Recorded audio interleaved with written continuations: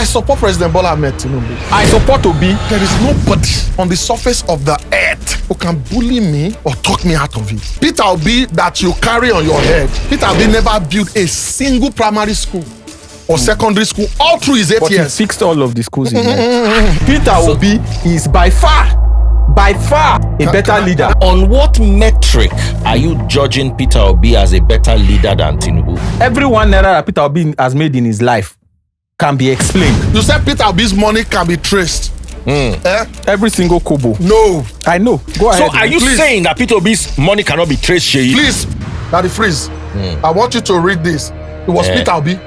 What? 250 million was sold. 250 million naira was sold. Seyi Law. Yes. Would you That's say outside Nigeria, Nigeria not is safer now than 10 years ago? That's a very good question. Nigeria is safer now than 10 years ago, Daddy Freeze. This government has killed more bandits than any of the since Jonathan. Never. Nigeria today is more unsafe than it had ever been. When last have you heard of bomb blast in Nigeria? Like last week. Vehicle-based improvised explosive device ran into the Nigerian forces fighting in the northeast. Terrorists don't they stream now? They stream live now. No. It's not today that they'll be kidnapping people in their house. It's under this administration that a brigadier general, a briggen, not a brigadier general was murdered in cold blood. My brother, to eat a plate of food now. I've been programming computers since I was 9 years old, and I know how easy it is to get a line of software wrong or hack a computer, and so I think the last thing we want to do is have electronic voting machines. We want paper ballots. Nigeria economically is better, and I will explain. Dan Tinubu met it. There's no reason on earth why you should buy rice more than 10,000 naira. Bro, I've gone to a tertiary health institution in Nigeria. A whole world for children. There was no light. Parents of children brought out money. My name is Chibozo. Hi, I sell spare parts at Ladipo Market. Market has been really, really bad. And most of us are not even making sales that much nowadays as we used to before. And, I'm a young guy and I'm supposed to get married soon. I'm even thinking as of now to relocate abroad, sell all I have and relocate abroad because... Before you relocate with woman, think and well.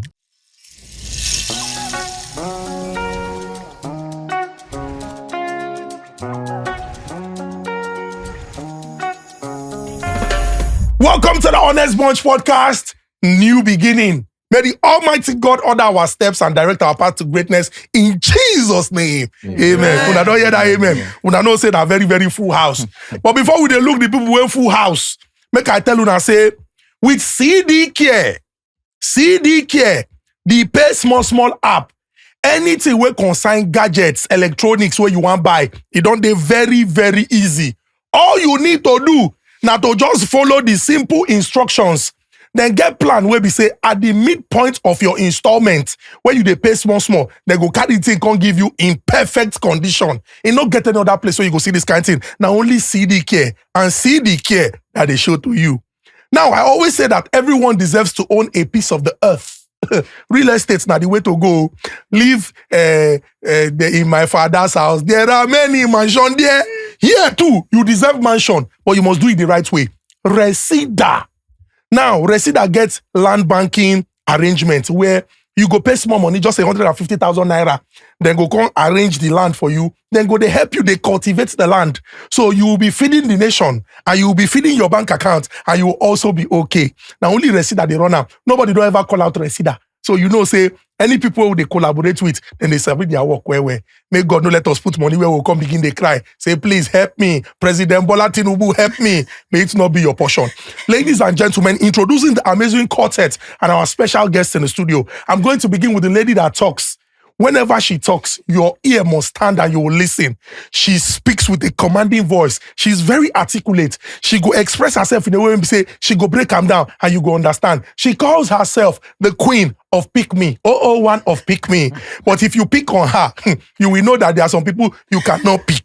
Ladies and gentlemen, the one and the only T.I. Hi, with this your soft voice, I don't say wala day. The balance exists. Ladies and gentlemen, A woman who will say, I don't want problem. I don't want problem. But if you want problem, no problem.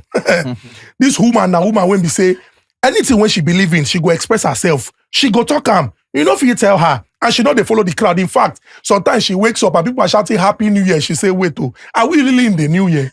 Or should we be going forward or going back? She has a mind of her own and she's a boss lady, the one and the only. Blessings!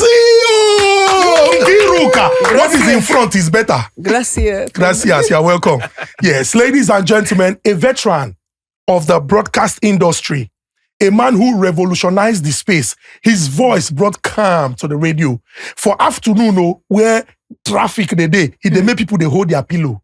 Because with that in commanding voice, with that in great words of knowledge, they give us back to back for radio. There's a whole generation of media practitioners that drew inspiration from him. Ladies and gentlemen, that's Ibadan boy that refused to be put in a box, that broke from the box, shattered the ceiling, and continued to shine. The one and only Daddy Free! Thank you. Yes. And yours truly, husband material. Please follow me on Instagram.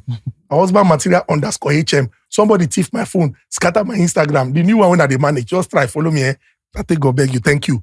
Ladies and gentlemen, our guests now, people will be say, they know they work anyhow. They have made tremendous impact in society. And these people now, people will be say, when it come to Nigeria matter, you go see, say, then they passionate about our great country. This man calls himself a disruptor. I would also call him a bulldozer. For things when they spoil our society, he go stand in two legs, say no, it no go happen. This man don't use his voice. Talk about the things where we say, if we do and well for this country, our country go better. He's somebody who is knowledgeable and he gives it freely. Get countries where in there, they go put them inside museum. Because the kind of knowledge when they give, you're not supposed to give them for free. Ladies and gentlemen, the one and only Zekeri Idris Jr. You're welcome. I'm flattered. Yeah, you're welcome. Ladies and gentlemen, our next guest is not a stranger on the Honest Bunch podcast. He don't come before. And anywhere when he come, thunder, they follow. Gree. Because he go talk. He's arguably one of the best stand-up comics in Nigeria.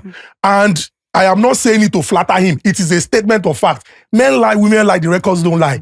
If you go back to how then it looks okay, this person at the future, make we give her support. The AY open mic, then close the mic because of her. Because the record when he set that night, other open mics, they're not free open them. Now he starts the thing. Now he also finish them because it's too good. Every stage he steps on, he sets it on fire. Very knowledgeable, and he has used his powerful voice as a tool to speak about governance. Ladies and gentlemen, the one and the only Oluwaseyi Lawrence Aletile Seyi Law. Egbo, you're welcome. Make I just quickly talk something. You know, say people know they sometimes, maybe because of the way we live day, but you deserve to be given your flowers. I know so many stand-up comedians who their growth, they directly traced to you. Whether na say na you do them or na person when you do for them too. So God bless you. We appreciate you. We know say you don't dey for this business for a very, very long time. God will keep you alive and well in sound out of mind and body to continue to make impact. Amen. You are welcome. Amen. Let's now delve straight into the conversation. Now, it is around a year to general elections in our great country, Nigeria. And as Nigerians, we are passionate about our country. On the Honest Bunch podcast, we are Africa's leading voices. And everything will go make this our country better. Everything will go make people learn. Now, what will they discuss here? And we be number one. I don't go talk too much. I could just leave them there. So on the show today, we are going to discuss everything governance. We are also going to discuss nation building and national development. And I am very certain that if you watch this episode up until the end with an open mind, you will learn. We encourage conversations where whether you agree or you disagree, make people talk. No need for fights, no need for insult, no need for quarrel. And now waiting the Honest Bunch they're about. So let's delve straight into the conversation. And I think a very good place to start is what is currently on the front burner of Nigeria's political discourse. The protests at the National Assembly over the electoral reforms. And I would like to ask you, Zekeri, what exactly is it all about? Thank you very much. Thank you for the very warm introduction. I come from Abuja yesterday. I did part of the protest. So Nami carried that big pot and spoon where I say I want to cook for our senior Senate president, I don't want to call her Mrs. Gosul Akpabio, but Senate President Godswill Akpabio. Okay. So we want cook for them. You know, they get this parable for Africa. If you cook for community, they go chop and finish. But if community gather, cook for you, you know go feel chop and finish. So Nigerian youth, we are warming up to cook for Senator Akpabio. And the quarrel is very simple. We want compulsory, mandatory, if you like, real-time electronic transmission of results. And they don't try to bring several arguments to take kill them, but you know they work. I'm going to build them from back. As far back as 2014, 2011, ACN, we're already saying, even electronic transmission not reach, let's do electronic voting. As far back as 2011. And in 2015, they do partially electronic transmission, electronic verification of voters. In 2023, they agree finally. INEC talk am, say go do full electronic transmission of result. But there's a small caveat. The caveat say, INEC put them as a guideline. So it not be law. So it was a guideline. So when we go the polls, and many people, they unhappy about the outcome of that election, the story of that election is very well known to even those who are in government today. We can't talk, say, okay, since the court say, because it's not a law, we no go fee enforce them. We no go fee because of that one upturn the election. We now told the National Assembly, now make it a law. Making it a law means it is justiciable or litigable. I not be lawyer, so whichever of those two correct. I know say one of the two correct. It is either justiciable or litigable. You can take it to court and argue it in court. And interestingly, now bicameral legislature with the run, the House of Rep pass them entirely. Say make we do am. Say good, because it's a game changer for election. If we transmit election result electronically, now game changer, and I go explain why it be game changer. The place where witchcraftiness they happen for election na collation. In fact, a former Russian leader said, those who vote determine nothing. It is those who count the votes that determine elections. Where they count them na collation center. What the electronic transmission of result go do? Now to eliminate that bottleneck from the point of voting to the point of announcement. It not be say because they transmit that electronically now means say they no go come do the normal manual collation. It only means that because me and you don't see them as they happen, it go dey difficult for people to come say, okay, we want the transmitter, we want to change result for polling unit. It go dey too obvious. So that will be the argument. This is the general argument that we need to move from this manual, which is good, it's okay, it's fine.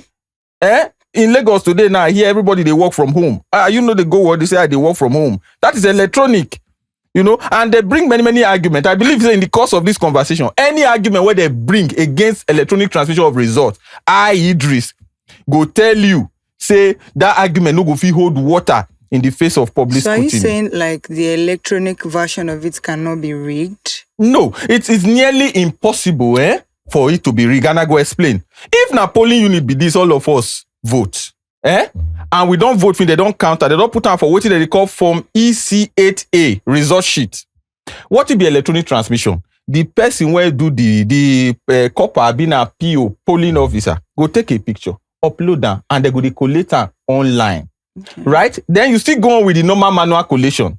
It means before 4 p.m. on election day, me and you don't know who win the election. We are only now waiting for official declaration by INEC. And this thing is not new. In the year 2020, I supported a candidate in Edo State election where lose the election. Interestingly, the candidate is now in the same party with the present president, right?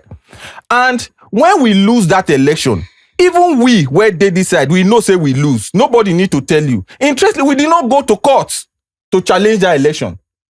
We only went to court to challenge the certificate of the man that was declared winner. But we did not challenge the election because it was clear that the man who won, even when we do not like it, won that election. So now this one we dey talk say going forward, nobody should be opposed to transparency of our elections.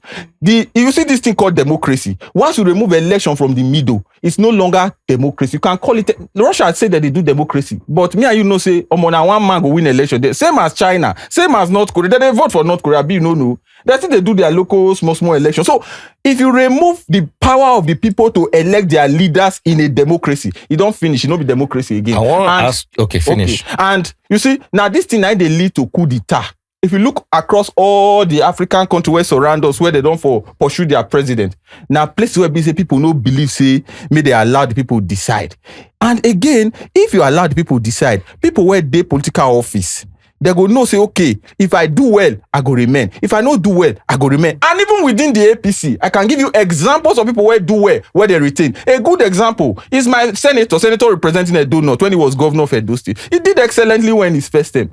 In his second term, he won the 18 local government, the 192 ward, even when I did Yaban yesterday for National Assembly, because once person entered Abuja, it be like they get something where they remove for inside the person body. That's why I told them, I said, Abuja is a cesspool of corruption. Abuja is a swamp. And every Nigerian must be committed to draining that swamp. If you enter Abuja, it be like, say, people where did Abuja not even know, say, a place like Mambila, they exist for Plateau. They just live one kind of life, like, say, every other person for the country not really matter. Everything starts and ends. So, my brother, if we really want to move our country forward and want to change the trajectory of this country, even those in power today should support it because they have supported it before. My question, very simple question. I'm not an expert on politics, but how feasible is it? Before we start to flatter our abilities, I want to ask this. Advanced democracies like the UK and the United States of America, are they able to transmit election data in real time as we are requesting? That's a good question, Oga, senior brother, the freeze. That's a very good question, be that. The problem when the difference between us and those advanced democracies is that there are people know they talk lie the way our people take the talk lie around here. There are people know they ethnically sentimental, religiously sentimental, as our people take they ethnically and religiously sentimental here. But let me give you a democracy that does what you have asked. India is a democracy. India has 2,360 something political parties. India has 900 million registered voters. India does not just do electronic transmission of results. You know what they do? Electronic voting. Because if they say they give you ballot paper, the ballot paper go from here long reach Lekki toll gate. Giving the number of political parties. So they do electronic voting in India. And you can hardly hear. If they say they do election petition tribunal for India, they go use 10 years to solve the case. Because now the population of 1.4 billion people. So here, it is possible, and I'll give you the figures. Not be. I'm a mathematician by training, politician by passion. The figures are these. In today's Nigeria, we have 140 million Nigerians connected to the internet. 140 million. We have 179 million Nigerians that have SIM cards. The total number of registered voters, according to INEC, is just about 93 million from the last election. We are not even asking you that transmit the vote of the 93 million. We are saying of the 177,000 polling units, transmit their election result electronically. And make nobody come deceive you, say we not get data for everywhere. Now, big lie be that. According to INEC, I'm quoting, those who are watching can fact check me. According to INEC, the former INEC boss, Mahmoud Yakub, said that they have the infrastructure to transmit election result electronically. In fact, he went on to say that they are ready. In fact, there's one they did in 2018, before I forget. In 2018, INEC did a study with NCC to establish the level of network coverage in Nigeria. And they discovered that 93% of the polling booths in Nigeria are covered by internet service. 93%. 93%. Mahmoud Yakub said that the beavers does not require, I'm calling names, so does not require internet to transmit results. As soon as you don't snap and upload and that portal don't lock, anytime network interfering, you go upload. It be like say you want post on your Facebook, you don't snap that beautiful picture. You are 30,000 feet above sea level in an aircraft. Let's assume the aircraft does not have internet. and you don't post them, as you dey touch down the tarmac, it will immediately drop. I can even further extend it. We can extend it further. If we call saying that the internet be the problem, which is not a problem, what happened to Starlink? You know the budget of INEC for the next election? 1 trillion and 10 billion. 1.01 trillion naira. So you want carry my 1.01 trillion naira, go take conduct election when I know sure say my vote go count. So let's be clear. Let's be clear. They say, fool me once, shame on me. Shame on you. Fool me once, shame on you. Fool me twice, shame on me. If you still have 1 year to the end of your tenure, the present tenure, go and work. If you are a senator, go and work. If you are a governor, go and work. President, go and work. So that when you come to meet your people, they will vote for you. If you think, say, you go pass backyard, retain office, it no go happen for this country. All right. Thank you. Yes, Oga Seyi Law. You don't listen to waiting Oga Zekeri get to talk. Yes, your response. Before I respond, let me play a video by Elon Musk. Before, I think we should not allow voting machines of any kind. I've been programming computers since I was 9 years old, and I know how easy it is to get a line of software wrong or hack a computer, and so I think the last thing we want to do is have electronic voting machines. We want paper ballots in person with ID, and actually, it's sort of in terms of a real AI danger that hopefully is not there this year, but will certainly be a danger in the future, is that advanced AI will be super good at hacking computers. And so if you have voting machines that are connected to the internet and you've got super advanced AI that can potentially affect those machines, I think that's very dangerous. Said before, I think we should. Now, sometimes I don't want to come on this program because programs like this because I don't want people to see me as being anti-Nigerian. But the truth has to be said. I love all the big grammars. I love our thought process. I love how we want things to work. I love the passion. But there are certain truths that we must tell ourselves. This is America 2024. America. And one of the best brains in IT is saying that they should go back to paper voting. One of the best brains is the owner of the Starlink that you are talking about, that you want to use to transmit election. There's been a Twitter space where an obedient said he had 10 beavers with him. I will search for that post. I will send it to you. An obedient said it, that he had 10 beavers with him. You understand me? You see, when we ask for things, let's be clear. You cannot do paper voting and have real-time transmission. You can't do paper voting and have real-time transmission. Because what real-time means is, as you are voting, it is counting. It's not going to be manually counted. That's what real-time is. So we must be certain of the words we use for what we want. I don't know if you understand me. Mm-hmm. And now, if you now do paper voting, it is counted at the polling units in the presence of people. And we vote. Do you understand me? And then the polling unit guys has to collect, the officers from each of the parties have to now sign against those things, and then pictures are taken and uploaded on beavers. That happened in 2023 election. You understand me? Because I remember there was this guy on Twitter or X who asked people to send in their polling units result, and then he started collating. You understand? He started collating results from polling units to determine the winner of the election.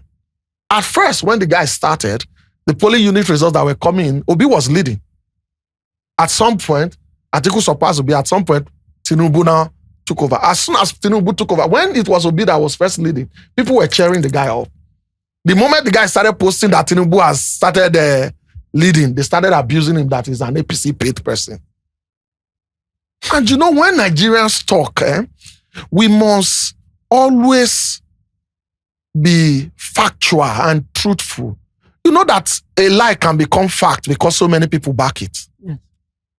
Do you know that the election petition of 2023, none of the candidates went to challenge the president of not winning the election? Obi did not challenge Tinubu of not winning the election. Atiku did not challenge Tinubu of not winning the election. Kwankwaso did not challenge Tinubu of not winning the election. Do you know what they all went to the Supreme Court for?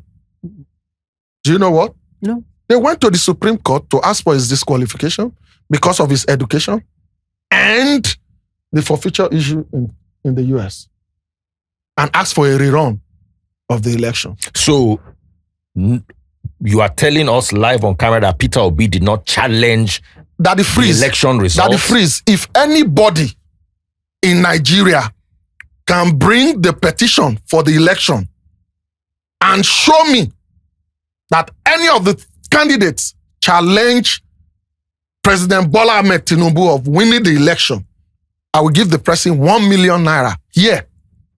That the freeze. I will transfer the money to you. If anybody can bring it out in the election petition that they challenge the president of not winning the election, I will give you 1 million naira for that person. Brother me. Fantastic. Sorry, you have not finished. Yeah, because I haven't finished. Okay, sorry. And now, so what I'm saying is, let us know what we're asking for. They can't be, as long as we're doing manual voting, there can be a real-time transmission of election. Like you said, even if if they snap it on beavers, until internet comes, before it will drop. Is that real time? Would that be real time? No, it should not be real time. Our form EC8A will still serve. Upload will also have its place. Do you understand? If we say there should be mandatory upload, I agree with you. But real-time upload. And to say that it cannot be hacked, these are fallacies. These are fallacies. There were people like us who were on the queue in 2007 when we were voting the Yaradua election. And we were still on the queue when election results were declared. Professor Maurice, who's INEC? I was still on the queue. Me, Oluwaseyiton, that was the first day. Percy slapped me for election ground and I beat Percy that day. I was a young boy, 2007. We were still on the queue when the result of my polling unit was already declared. Even Yaradua had to admit that his election was fraudulent. 2023 election in the history of this nation is one of the most free and fair elections this country has ever had. Argue with me. Do you want to jump in here? I will argue. Do you understand? Like I said, if you want to argue, do you understand me? Make sure that any of the candidates challenge that result. It's important that we properly situate the issues. Seyi na senior bra. I dey respect people well, but I dey disagree vehemently with people when it comes to issue. People go, they attack you. I've never attacked you on social media. I don't believe in attack. Let's debate the issue. I love that. Let's debate it. There is a misrepresentation you just put out that real-time voting. What Elon Musk talked about was real-time voting. So he said, let's not have voting machines. He was talking about real-time voting. As you put your thumb in the upload. Sure. It's actually possible. It's just that, according to him, there are vulnerabilities. even when some of those vulnerabilities have not been proven. Facebook has been there for how long now? That they hack one person in Facebook, but okay, let's talk WhatsApp, for example. If they true hack people WhatsApp, the number of nude pictures and videos will go come out, this country no contain them. Because now there the OS change it for happen. If they hack Telegram one day, go happen. But these things, there are firewalls that protect this thing. There is cloud technology that protect this thing. But that is not, I'm not doing the technical thing. Let's talk politics, right? Let's talk politics. Let's talk free and fair elections. What you refer to was electronic voting. What Nigerians are asking for. Look, there's a generality, there's a preponderance of public opinion on that. Is real-time electronic transmission of results. And when you say real-time, you try to explain the real-time like say, or be like say as we they vote, the result go they show. No. When we don't vote finish, we don't count the votes. We don't put out for form EC8A, which is result sheet. Snap them in real-time as they happen and upload them. No carry them from there. Go rack center, word collation center. That is the coven. That is where all the witchcraftiness of it. If you have been in elections at all, you know these things. We are not here to pretend, are we? That is where the juju of election rigging happen. Just snap them, upload them. And let me tell you, in the last 2023 election, the senatorial election and the House of Rep election were uploaded in real time. You know the one they no upload? Presidential. They said there was a glitch. Not your glitch, not Glitch Africa. Now they know the glitch what they do for that side. They said there was a glitch. Now Nigerians no quarrel. We no quarrel too much. As a matter of fact, I'm one of those who said, look, Asiwaju, we have respect for him. I grew up knowing Asiwaju Bola Ahmed Tinubu as one of those who stood for democracy. Who funded democracy. As a matter of fact, I grew up admiring him. In fact, when I started my political journey, I started from APC, ACN then. When Oshomole wanted to run for governor, that's why all of us took interest in politics. Although the Oshomole now is a different version of the Oshomole we had in Edo. The Oshomole of Edo and the Oshomole of Abuja is not the same. Are you by any chance talking about foot massages? We know the governor of Edo was a rugged comrade, was a comrade who worked for the people, was a comrade who did not beg for vote. In 2011, if you challenge, say Oshomole, you know, vote and second time, person will give you slap for boss, for Bini. Now, Bini, I stay, now there I come from. But now, the one where they see, now the one where they massage, Oshomole that I know before could not have opposed the electronic transmission of results. It's not possible that Comrade Adams Oshomole, where he sit down, they go say they no go transmit result. Something where go ensure transfer. So, Egbon Seyi, let's be clear. We are not talking about real-time voting, real-time electronic transmission of votes. We are saying real-time electronic transmission of results. And if you can get 93, 94, 95% accuracy, the election is more or less done. I'm a mathematician. 95% accuracy is almost impossible to achieve in any mathematical process. That's why we say tend towards infinity, because you can never get to infinity. All right? So then, more leave that one. Then, in this next election, the question I have to ask is, who is afraid of free and fair election? Who is afraid of free and fair election? If you are not afraid of free and fair election, I am not afraid of free and fair election. Nigerians want free and fair election. Why can't we sit down and agree on a process? The same process that INEC by itself has agreed that they can do. They say, oh, the network no day. You don't know, say bandits, they transmit their activities in real time. You never seen it before. You never go TikTok, bandits go they yarn with you. Then they transmit all their videos in real time. There is no place today where you cannot have access to the internet. It's almost impossible, even if you enter inside hole. Why not say, okay, we're polling units where network no, they make we do Starlink. No, but look, all this thing, they are just trying to paper over the matter. The matter is clear. And you know why this thing they vex me well? Let me just tell you why I'm very angry. I spoke vehemently against the new tax policy. Not because taxes is bad. I've always said it. Taxes is feeding the goose that lays the golden egg. The problem with this Nigerian goose, especially this Bola Tinubu goose, is that this goose eats too much. This goose is fat. This goose is inefficient. This goose lays no eggs. So you are a goose that lays no eggs and you want to keep eating by way of taxes.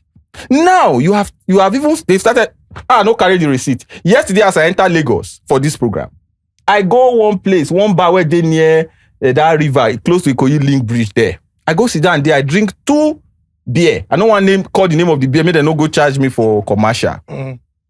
And they say one beer na 5,500, two can be 11,000. You know how much I pay as tax? 850 naira for drinking beer. It's boldly written.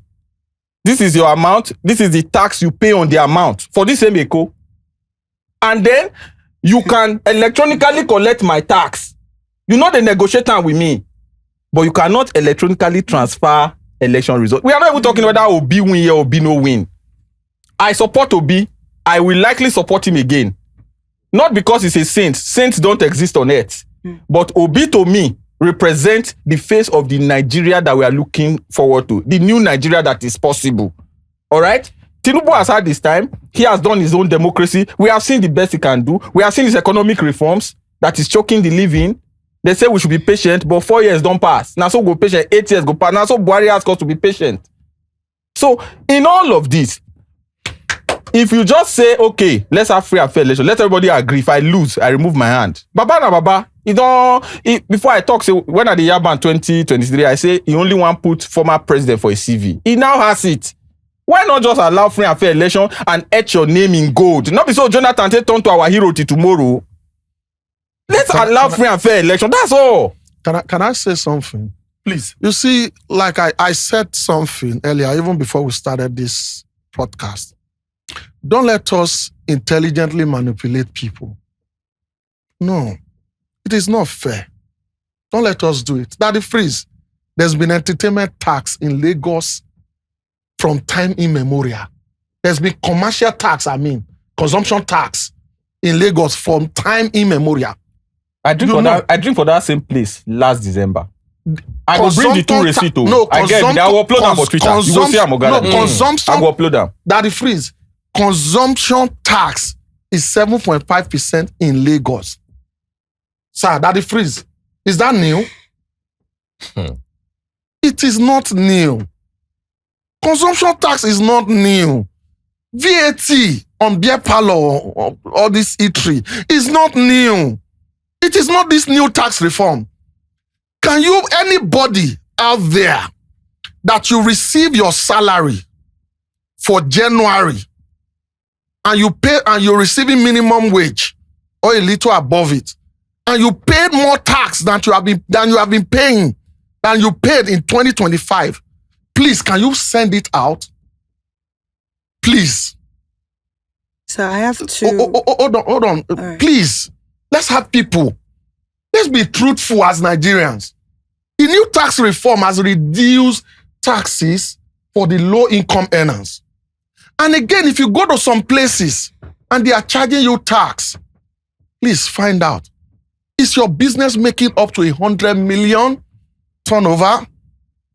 Because if it is not, they are not supposed to collect tax. Let us define these things. Let us know it, Daddy Freeze. Do you understand me? Don't let us just intelligently speak and then we'll manipulate people. And like I said, let us watch the words that we use. Mandatory upload of the form EC8A. I accept. We don't agree with that now. Hold on. But you see your choice of real-time upload that you people are keep using. That real-time upload words that you people keep using, that is not real-time. What's the perfect word or phrase? It is mandatory. Do you understand? If you say it is mandatory that you post this picture, do you understand? And it will drop later. That is one. But to say real-time, that means as is happening, is uploaded real-time. What if network fails? Who said things cannot be hacked? Let's know what we are asking for now. Do you understand? Like I said, you people are using the wrong words to make the right demand. Stop using it. Stop doing it. You are using the wrong words to ask for the right thing. It is wrong. See, Daddy Freeze.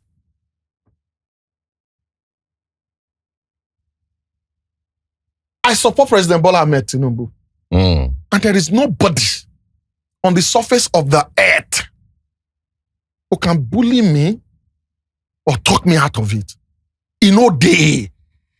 Because there is no governor who had served in this country, who has had his policies copied by other states, like President Bola Ahmed Tinubu, in no day. In no day. Even the Peter Obi that you carry on your head, copied Bola Ahmed Tinubu's policies. The return of schools to missionary was done by President Bola Ahmed Tinubu. Obi copied it. I was one of the first set of the beneficiaries of that. The first governor that started paying for WAEC and NECO, it was President Bola Ahmed Tinubu when he was governor. Do you understand me? I remember when Anambra sent people to come and learn from the Lagos State Fire Service, who brought Lasambos state-owned ambulances to Nigeria, was President Bola Ahmed Tinubu. From under Lasambos, Lasema came out. From under Lasema, we have Loma, we have Lasma. That was challenged in court because of Federal Road Service. Do you understand the Federal Road Safety Commission? Do you understand me? There are several other things I can mention. I remember when he was doing all these reforms in Lagos, our parents were calling him Ojuyobo. Let's be truthful to ourselves. Policies will come with its hardship. You understand me? And where I have issues, for me, personally, I would have thought if President Bola Ahmed Tinubu will announce that he's not taking salary for his 8 years in office. My personal opinion. Not for him. You understand me? It would have somehow given Nigerians a sense of why people will still criticize him anyways, that he's understanding us. Like I said, my opinion. Yes, it's okay. You understand me?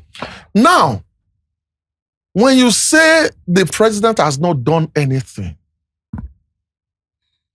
I beg to differ. If there is one person as an entertainer who traveled by road in this country, one of my boys is not here, he's not in this place, he will tell you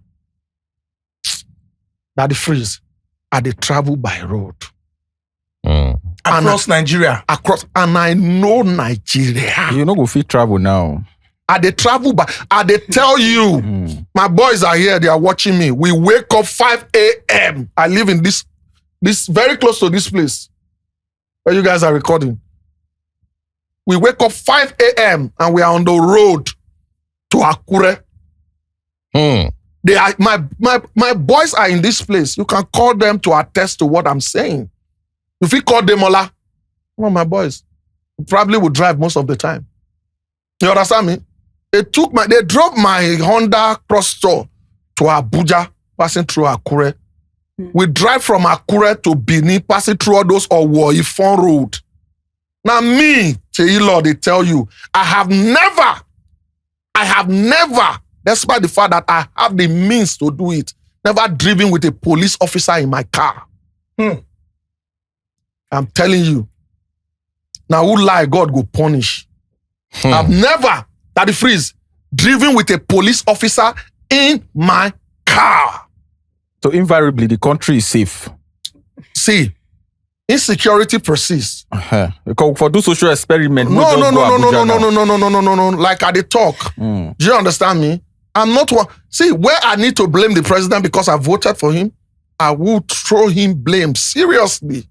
I not be person where because say you vote for person, you know if you tell him the truth. Oh, I be like man. My name now Oluwaseyi Dileoye Lawrence Aletile. Oh, find out. We tell you the truth as it is.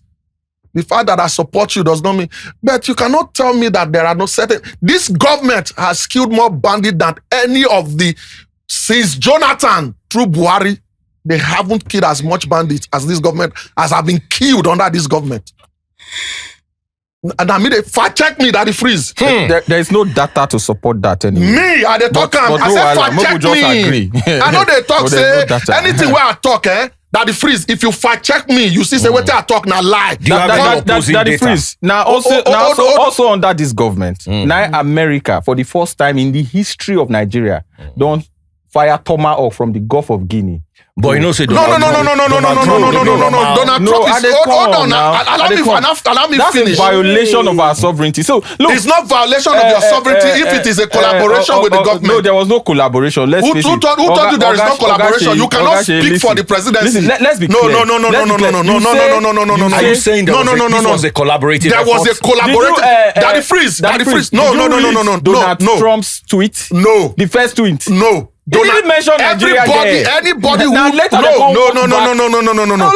Anybody who knows Donald Trump knows that it can be very irrational. My brother. No. Allow me finish. You know when you talk, I give you the time. I allow you land your thoughts before I speak. You understand me? The Minister of Defense today, when he was CDS, he was my friend. Now under in the plan coup. Hold on. Were the people not arrested? Leave the fact that they planned the coup under him. Not be today they don't plan coup. Even when we had military of the states, they were planning coups. You understand me? When there be democracy, that they plan coup. They take coup, take come out Buhari, they take coup, take come out Babangida. You understand me? Even if it was bloodless. You understand me? They plan coup under Babangida and people died. You understand me? Some of you, when we talk with you guys, how many of you remember the Jomo Bomo incidents in Nigeria? Do you know that incident? I don't need to know now. I'm not going to be. Yeah, this is why. Life is lived forward. When una voice they harsh on certain issues. Life is hold on, can you allow me finish? And understood backwards. Now, so I don't go they live life backwards. They understand them forward. But the point is, you talked about two things: taxes and insecurity. No, hold on. I just want quickly draw. I'll yield the floor again. There's one point that I don't want him to miss: the current rumor of a coup. Can you throw any light on that? No, the people have been arrested. Okay. And there's going to be the military trial, the court-martial trial for some of them. And some of them were civilians. And, if you notice them, there is something we do in Nigeria. Even in America, when we talk, Nigerians are so quick to throw in insane crime. We like to throw that thing in. The number of people that were killed with gun violence in America that is not at war with terrorism are more than people who died. People can own guns legally in America. So it's a different. You are comparing apples and oranges. No. Let him establish, and I want you to respond. Hold on. Let us. If we drive this front, the same place we call it Sena climb. You understand me? Gun violence has killed more people than terrorism has killed in Nigeria. And we might want to lie to ourselves that we don't know that this insecurity in Nigeria is not just locally funded. Please throw light. I have military people who have been at the war front that will tell you that they've killed some of these terrorists and they find dollars in their pockets. What does that imply? That implies that they have been funded. Some of them are funded from outside the country. Freeze. So, Oga Idris, making land there, we'll give you the opportunity to respond to things we ain't talk. Make them bring biro and paper for me at the right time. They don't many way talk. Make it just throw small. Make it just throw small. He talk about taxes. Yeah. That people are paying less taxes today than in 2025. It's wrong, sir. I would explain. I'll give you one vivid example. I talk of a lived experience. You see, one of the problems I have with people who are now close to government, friends of government, and people who today can conveniently say they have crossed the threshold, they are no longer struggling, is that it is an African thing. They begin to distance themselves from the lived reality of the majority of Africans. In 2025, I did e-hailing for 3 months. October, November, December. And I did it before in 2019. I sold my much bigger car, Honda Accord, and then I bought a smaller Toyota Camry. My tax is zero. Driving e-hailing in Benin. Let me guarantee you today, if you make 10,000 in profit as an e-hailing driver in Edo State or in Benin City, where I come from, you are going to pay taxes now by the end of this year. They will soon let you know. All right. In fact, Edo Internal Revenue Service have released a video that you should declare your taxes before the end of March. I can send the video to you so that you can add it to this conversation. Now, there's a difference between the laws being there and it being implemented. Most of those laws were dormant because of the economic realities of Nigeria. What this government is doing is resurrecting the ones that were dormant and putting new ones in place. You talked about, I started drinking beer when I turned 18. I have never paid tax on beer in my life. Never. I paid tax on beer for the first time last night in this Lagos. That one paying you? No, not be the money pay me. Now say the only thing where they make man temperature go down in the face of all this chaos where they happen, you say you want tax am. You know, again, this tax where they talk, you see how aggressively they chase after taxes, but they cannot aggressively pursue the same reforms in election. They say we cannot transmit results. Money Point did 14 billion transactions in 2025. 14 billion. What we need is just 177,000 upload of a piece of paper result. You talked about security.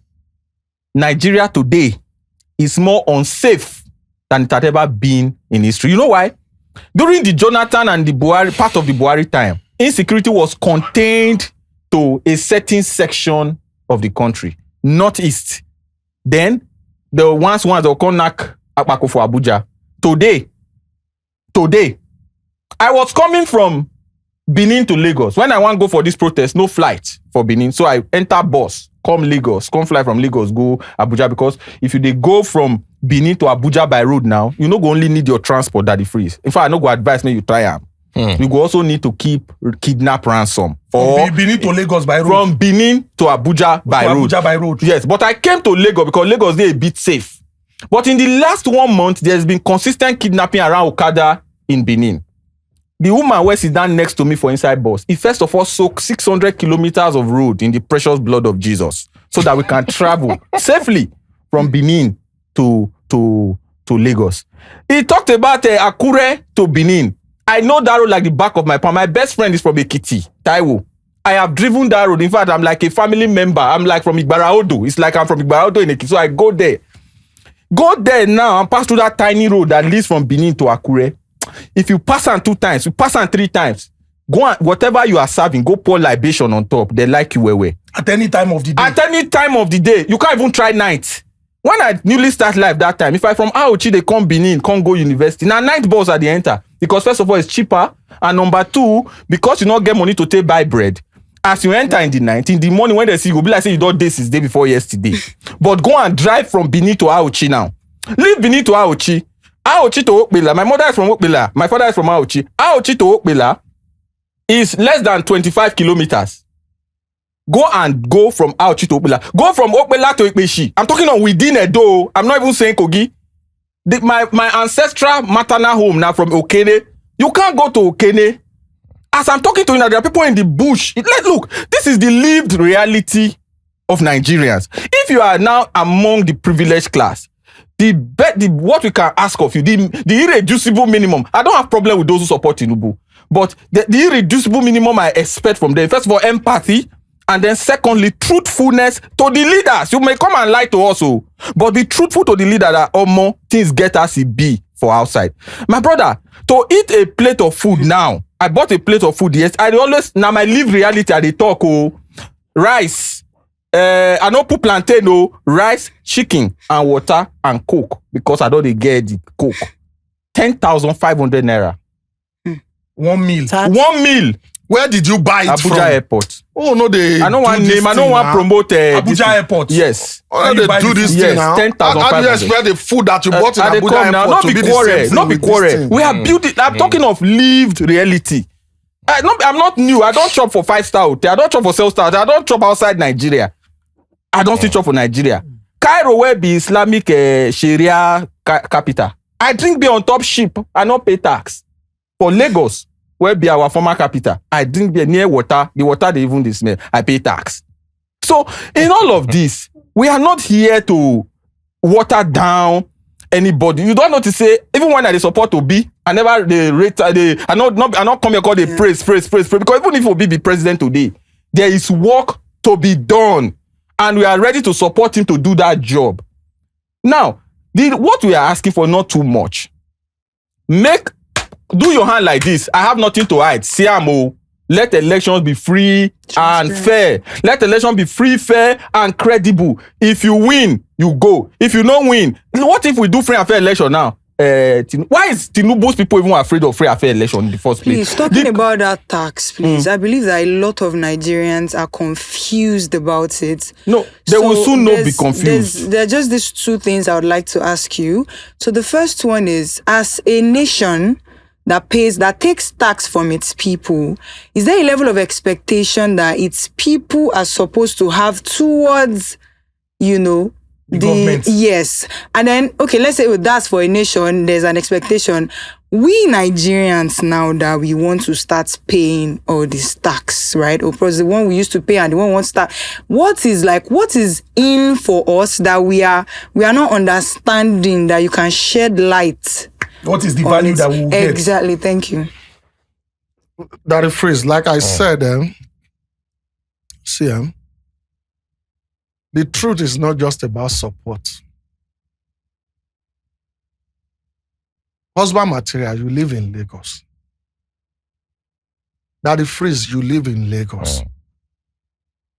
Have you been paying consumption tax in Lagos before now? Will they pay consumption tax? We they pay Blessing CEO. You they pay consumption tax for Lagos now. It's not a today thing. It is not new. Oga, maybe because you just witness him. But he said last year he drank beer in the same place. I know they changed beer parlor. Can we see the two receipts? I can guarantee you of yesterday's receipt. I go find the previous one. If you can find the previous one, bring them. Let's have a comparative analysis. Do you understand me? If you can find the previous one, bring it. If not the same place. And are you sure that they were making up to that 100 million turnover before to have charged you tax? Or they've just started making it? I'm not trying to argue for them. But that consumption tax is something new because of this administration. That is a lie. But they introduced new taxes now. No. Okay, whether it's new or not, what's the value? No. Because some people will also tell you that they just introduced withholding tax. That is freeze.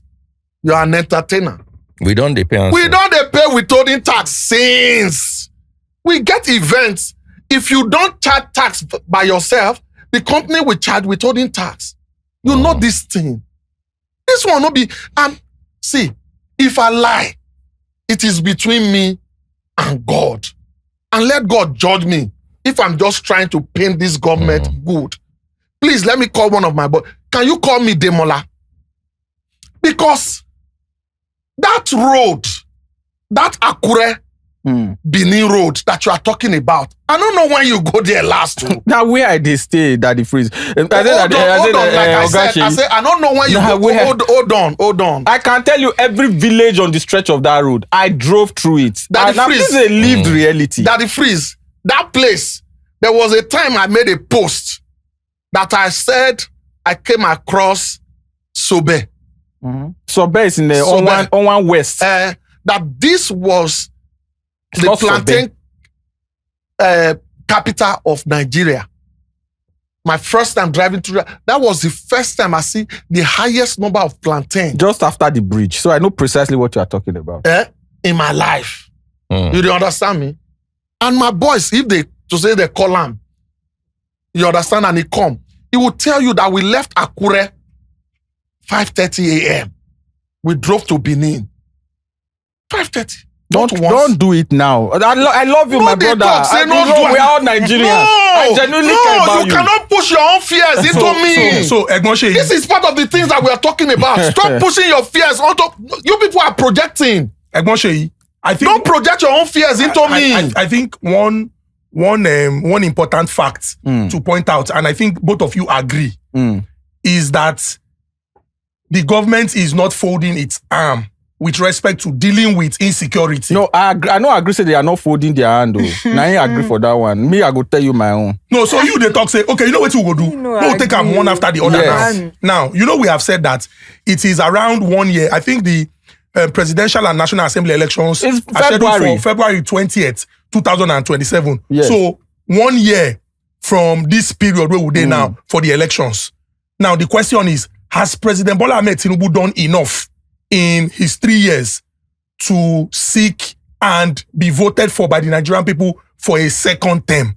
But let's now take the points one after the other, given his campaign promises in the build-up to 2023 and what we are seeing. Let's begin first with security. So A, na distinction. B, na, make we say, B, na very good. Onto what to do. Continue. Yes, B, na very good. C, na fair. D, na nothing has changed. And F, na failure. Mo do am like that, mo rate am. Let's start with security. Now, this is what I'm going to do. If we're going to talk about what President Bola Ahmed Tinubu has done. On security. Do you understand? I know if you just take him on security, can you allow me start, I'll say some certain things, and by the special grace of God, I will want people to fact check me. Because there was a time, But since he want to explain, ma just quick answer my own. For security na F. Wow. Na F you give Yes, am for na F. security. Nothing did there. So now, No, but do you agree that in security, No. the president's Terrorists don't they No. stream now? They stream live now. No. Terrorists, yes. No. Terrorists in that where I come. Terrorists they go pick kidnappers. They go pick people from their house now. Those days now highway that they wait. These days they go to your house. you see, these are some of the things. That is It's not today that they've been kidnapping people in their house. In Edo State, Okay, South Nigeria. Seyi Law, Yes. would you That's say South Nigeria, Nigeria not Northeast. is safer now than 10 years ago? The two of you. That's 2015. That's a very good question. That's Nigeria is safer now than 10 years ago, that it freeze. And I'll give you my points. Okay. Now, when last have you heard of bomb blast in Nigeria? Like last week. Vehicle-based improvised explosive device ran into the Nigerian forces fighting in the northeast. We lost some soldiers because we don't decide to talk about this out of respect for army. This is the first time, it's under this administration, that a brigadier general, a briggen, not a brigadier general was murdered in cold blood. His handset taken, all classified security information falling into the hands of terrorists. It is in this administration that terrorists are showing us their face clean, clear. In the era of Boko Haram, they go wrap their face like you no go know what they talk, they go they speak their language. Today they tell you to your face, clean, clear. What are we saying? Look, let's face it clearly. Look, I have respect. But let's empathize with Nigerians. As I'm talking to you now, if I open my phone now, you will see the number of people whose relatives have been kidnapped. It is under this administration that Nigerians are depending on individuals to confront kidnappers when we have security agents. Have you not hear of the case of Harrison? What are we saying? Let's face it. Look, we can agree on certain things. But not be say, now so the insecurity come good. Yeah, so you feel say Baba do one thing, Baba Tinubu. But security na F. So we can move on na F. You say na F. The question is Nigeria safer today? Hold than on. it was 10 years ago? Like I was saying, there was an attack on the UN building in this country. There was an attack on the police headquarters and several other things. Not be today now they killed a military general in Jos, and he was buried, and his car was buried. He was a retired military general. Do you know what a retired military general is? Al-Kali, and he was not kidnappers. No, don't be saying that It wasn't just a 7 brigade commander that has up to 4,000 soldiers under him.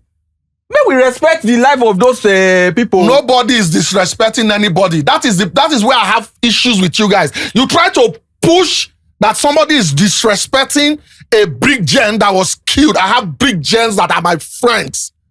You understand me? Nobody support the Nigerian military. No entertainer supports the Nigerian military like I do. But if Nigeria is safer, hold on. Brigadier General. Hold on. Do you understand me? Nobody supports the Nigerian military. Make I give you one. Hold on now. Allow me finish my thought. You will give us. Please. There was a time I spent my Christmas away from my family. I went to Buningeri in Yobe. I'm a Barak boy, so I know that you talk. Allow me finish my thoughts now. Let him land, please. Okay. Please. I went to Buningeri to go and spend Christmas with the soldiers in the trenches. I know what these people face. And that is why for every time I write posts about the soldiers, I hail them, I greet them. To live a life of such sacrifice, they deserve respect. And that is why for every time I talk about retired General Musa, I say he is my friend because I've had the opportunity to sit down with him. You understand me? And again, I look at what our budget make provisions for the military. Bro, he not rich. You not rich. My brother. Is that my what? Hold on. Allow me finish. My brother, he not rich. Our soldiers are seriously trying. An MRAP alone will cost about $300,000 How many MRAPs do we have? What is the military budget for soldiers? We have over 238,000 active military people. Just multiply the 1,000 they were paying them for food before to the one that General Musa negotiated to 1.5 for them to be paid. Multiply it times 200 and something. 1,000 naira for daily feeding. Are you agreeing that Hold on. Just allow me land. Don't interrupt. Just listen to me first. Okay. Let's be empathetic towards these people and know that there is more that can be done. But then we have to increase our capacity. New York military budget alone is more than the total Nigerian budget. We want a fixed road, fixed health, fixed education, fixed defense, put for agriculture, put for everything. New York military budget alone. And yet they are not fighting the terrorists that we are fighting. They are not. They are not still on security. Hold on now. Still hold on, on. no now. vex. Still on. I don't want to forget. Okay. I told you that this administration is about the worst we have had. In fact, if not even during the Civil War did we have the kind of carnage that we're having. That was controlled carnage. This is uncontrolled carnage. Do you know that in a state in the Northwest, an assistant commissioner of police was warned by bandits that they are going to unalive him. Bandits warned him. They warned him. They went to his station, got him, unalived him, and took his uniforms. Then they now came another day to say they want to negotiate with bandits. The bandit leader wore the uniform of that assistant commissioner of police to the negotiation. Husband material. And I've been here at the stay. If I hold cutlass midnight, waka for the streets of Benin, what the police go use my eyes see? We will not go fit discuss am for honest bunch. But today, we have bandits, criminals. In fact, under this administration, there are so much. Lakurawa, Mamuda, ISWAP, Boko Haram, bandits, militia, holding weapon, walking the streets of Nigeria, to the point that US government sent representative, go and look at the Christian, go to the Christian community, go and see what is happening there. Do you know that there are entire communities in Kaduna State today wiped out? Do you know that Benue, there are places, oh God, maybe we go to call people, maybe we go to do phone-in program so that you go to hear what people they talk. All I am saying, honestly, I don't get problem with the bullshit. What I am saying is that this is a lived reality. As of today, nothing can happen to you. Let's face it. You have attained it in life. Kudos to you. It is to your credit. It is well earned. But do not deny other people's lived reality. I am from Edo State. I know what we are facing as we speak. 2 doctors, 2 brothers of the same mother and father were kidnapped in Auchi. One was murdered. The body was thrown into the river. The second one, they were freed. I have had to be part of the release of several kidnapped victims. Because we know they talk them online because we don't want to give credence to these criminals. And they know they ask for small money. As they pick you, 20 million, 30 million, 50 million, 100 million for this economy. Is it so hard to secure Nigeria? Do you know the primary purpose of government? The primary purpose of government is security and welfare. Every other thing is secondary. Road is secondary. School is secondary. Welfare is secondary. Empowering people is secondary. Taxes is secondary. Security and welfare. Any government that has failed, to so much so that a foreign power have to land tomahawks in a place in your country. Your country, your government don't know where they, but a foreign power with no boots on the ground as a then had to land tomahawk on their head. That shows how incompetent, grossly incompetent that administration is. And we are not saying this out of hate. We are saying we will have free and fair election between now and the next 1 year. Do you believe any other government would have done better regarding security? Daddy Freeze. Any other person with the kind of that does not have the kind of baggage that this government have would have done better. Explain. You would have done better. I would have done better. Daddy Freeze is not hard. The terrorists and ISWAP today don't have fighter jets. Do we have fighter jet or not? We have 10 Tucanos. We have J-15 from Pakistan. We have several drones, high-end drones. The terrorists and ISWAP, are you saying they have more arms and ammunition than us? Somebody mentioned budget. Is the terrorists and ISWAP having a bigger budget than the Nigerian military? What we lack is political leadership. Do you know that I thought you said I'd be barrack boy. I can mention the Mensati Barracks is CEO. Now there I spend most of my time. If you go there, I was a Sion president for a military Catholic church. I had soldiers under me as youths. And when they go and come back and tell us story, horror. Then you go catch person, one person go intervene. Military go they do one thing, civilian go they do reconciliation. Reconcile with who? The reconciliation of a bandit is between the bandit and his God. The reconciliation of a terrorist is between the terrorist and his God. Your job as government is to arrange that meeting. And the earlier you arrange that meeting, the better for all of us. So this government does not have a clear-cut policy on what they want to do. Let me tell you, a serious government will end insecurity in 1 year. It's not hard. Are the bandits more trained than our soldiers? Are the bandits more kitted than our soldiers? Do they have more emeralds than our soldiers? Have you ever seen a bandit with a tank? Do you know how many T-72s that Nigeria has? Do you know how many T-54s that Nigeria has? Do you know that Nigeria can still buy more because we are a sovereign nation? Do they have bombs? Do they have airdrop bombs? They don't. But when we have a civilian leadership that is inept, I didn't want to go this far. A civilian leadership that has no balls. That's exactly what you get. It's like your children, they misbehave for us, they blame your neighbor. It is your job. Fix it. That's why you were elected. Interesting. So let's leave security. No. Seyi has to respond. No. You see, you've mentioned a whole lot of stuff. And you cannot say that all these things that you're talking about started under this government. No, I don't blame this government. Please. And you say a military government will stop this?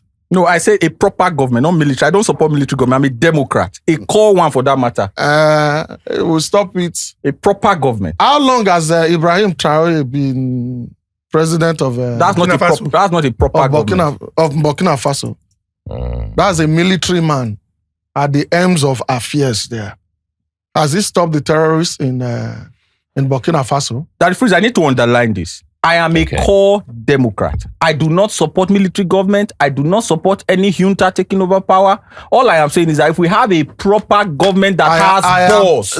I did not. I needed to say that so that we don't misrepresent the issues. I'm saying, because sometimes when we talk of these things, we do them like say, oh, these things, somebody will just drop from somewhere and it will just solve the situation. Do you understand me? Yeah.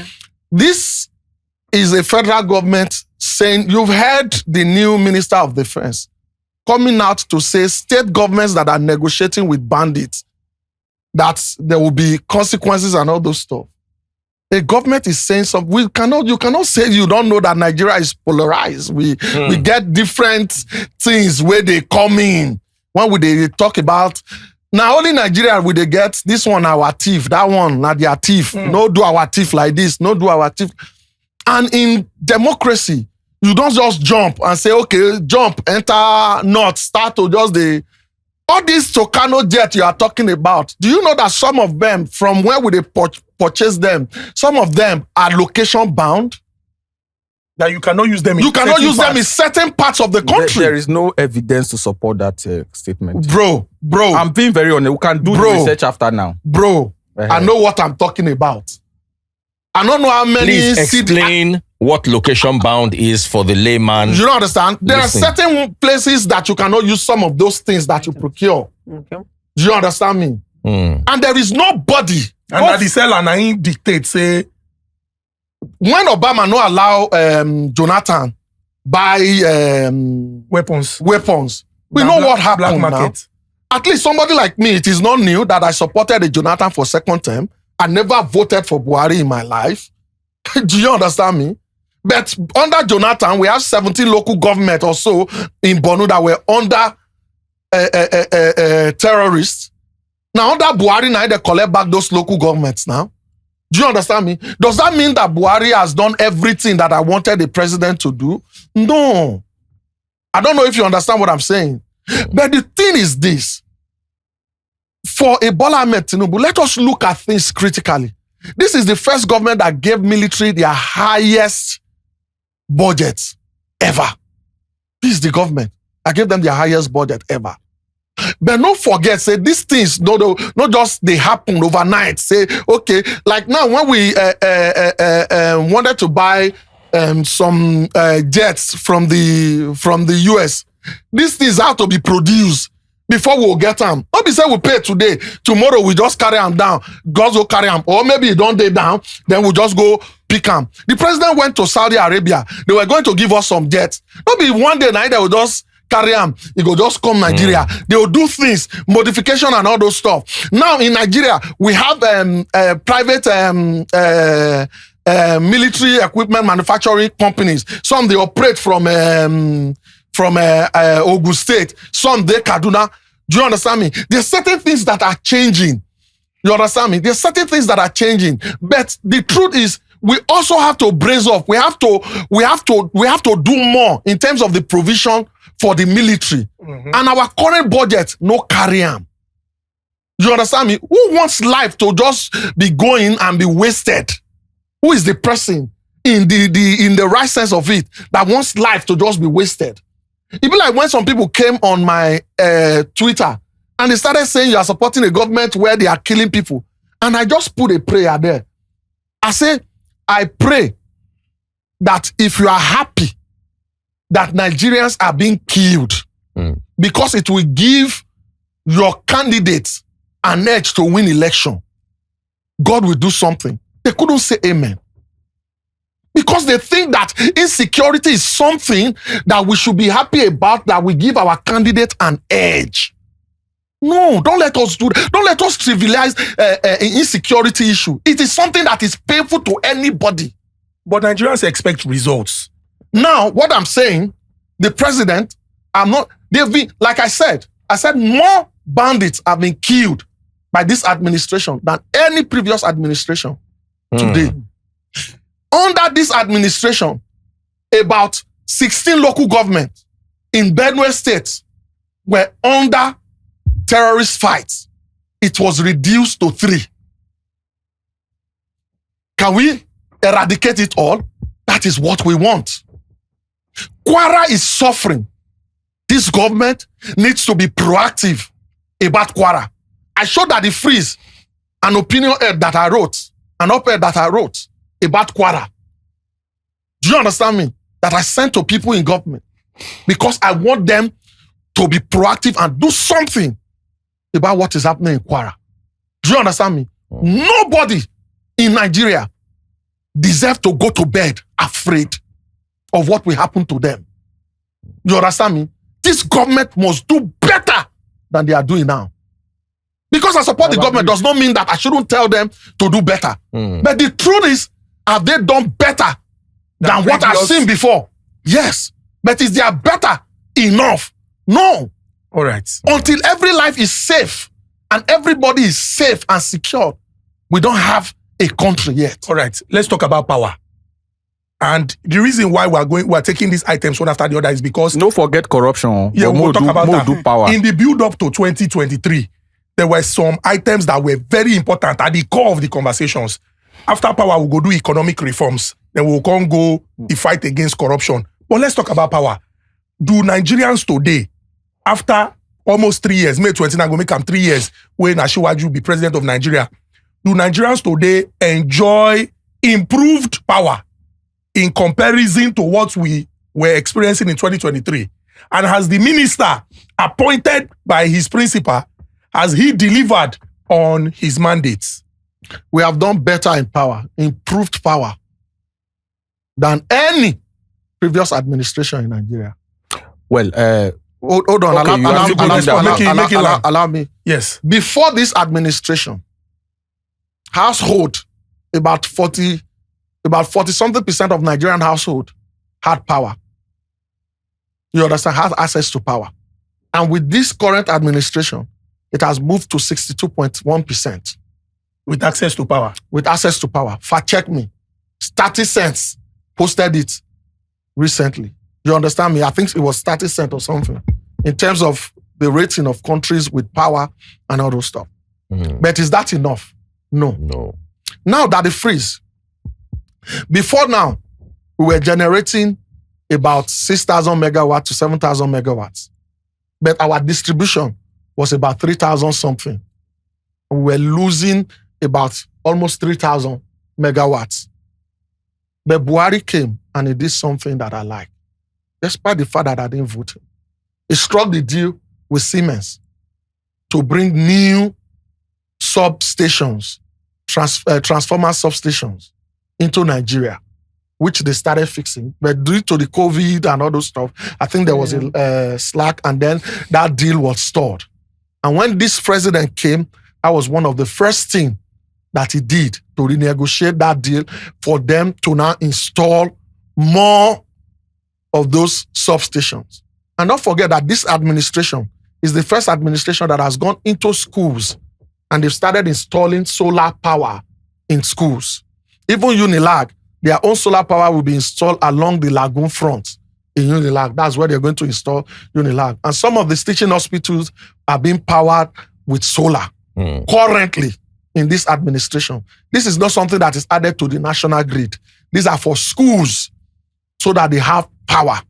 That is an improvement.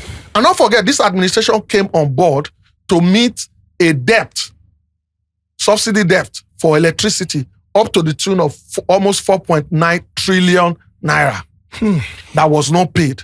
And what is this administration doing? Because the discourse, the gencos that are generating and distributing, they are complaining. They need money to keep functioning, to keep improving. Because sometimes when we ask for these things, we don't look at the background problems that needed to be solved. You understand me? The president came and is saying we are going to securitize the debts.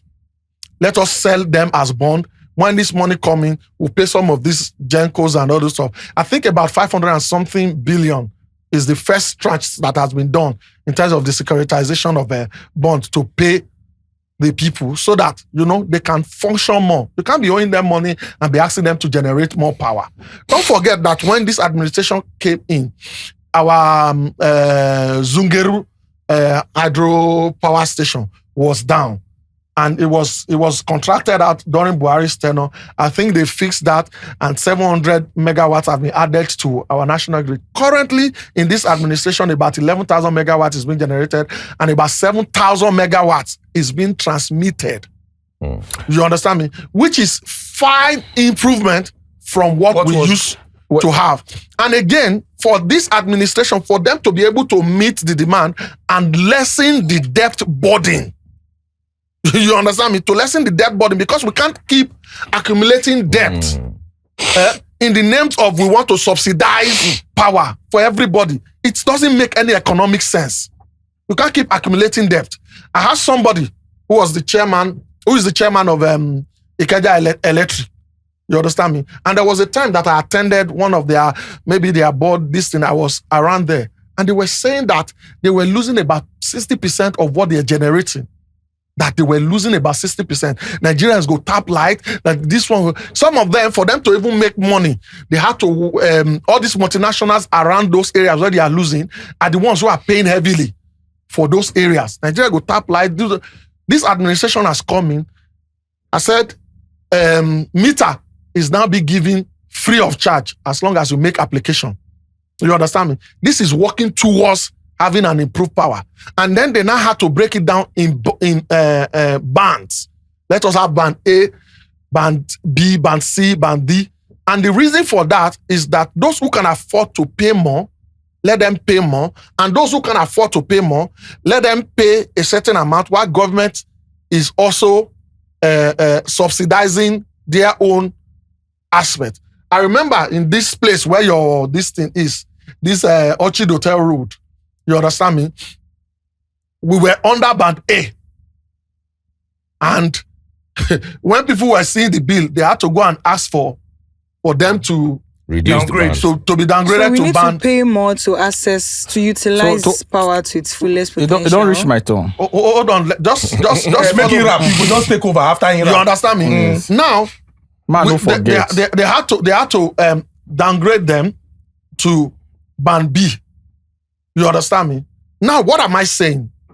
If we expect government to subsidize everything, we will collapse what we are fighting for. The government cannot subsidize everything. Because in that subsidy, we are owing the people who are doing the business. Okay. That is why some of them would prefer to generate power and sell to Ghana and sell to Benin. Do you understand? Because you can't keep putting the burden of, you already have a 4.8 billion debt already on what you want to improve on. You don't already get that debt. That debt has not been paid. You understand? That debt has not been paid. And you want to keep subsidizing it while you are acting for improvement. It's not possible. Some of us, we have to bear the burden. For somebody like me now, if you put me on band A and you give me 24 hours supply, do you understand me? I will be able to afford it, comparing it with what I used to spend when I was using generator. You understand me? But it is not so for every other person, which is why the band categorization had to come in from the government, so that at least everybody at your own level, while we are still working to improve, like Mr. President said, if we have more supply, do you understand me? Prices will crash. So A, B, C, D, or F for power. For power, in my own judgment, I'll give them a C. I'll give them a C. My brother, now F. For power. Yes. And I go explain, Before you explain, has any other government matched this government's power you can't. distribution? The question will be That's one thing he in raised. comparison with what? I know the administration of, I know the Obasanjo administration made a huge investment in power, 16 billion. Then Did it reflect? did it reflect? Is another. If you want to really draw this comparison, you can say, okay, Abacha to Obasanjo, what is the difference? Obasanjo to Yar'Adua, what is the difference? Yar'Adua to Jonathan, what is the difference? Then Jonathan to Buhari, what is the difference? And then Buhari to Asiwaju, what is the difference? I don't have those figures. I don't want to speculate. Okay. Now, But what I'm asking is, how did you arrive at your F? the F, I will explain it to you. Okay. Baba Bola Ahmed Tinubu, with all due respect, said that if he cannot give us power after 4 years, vote him out. Obasanjo said the same thing. No, Obasanjo is entitled to his opinion. It was Bola Ige I then, was if too I young remember. to vote Obasanjo in Okay. 2003. So I not vote him.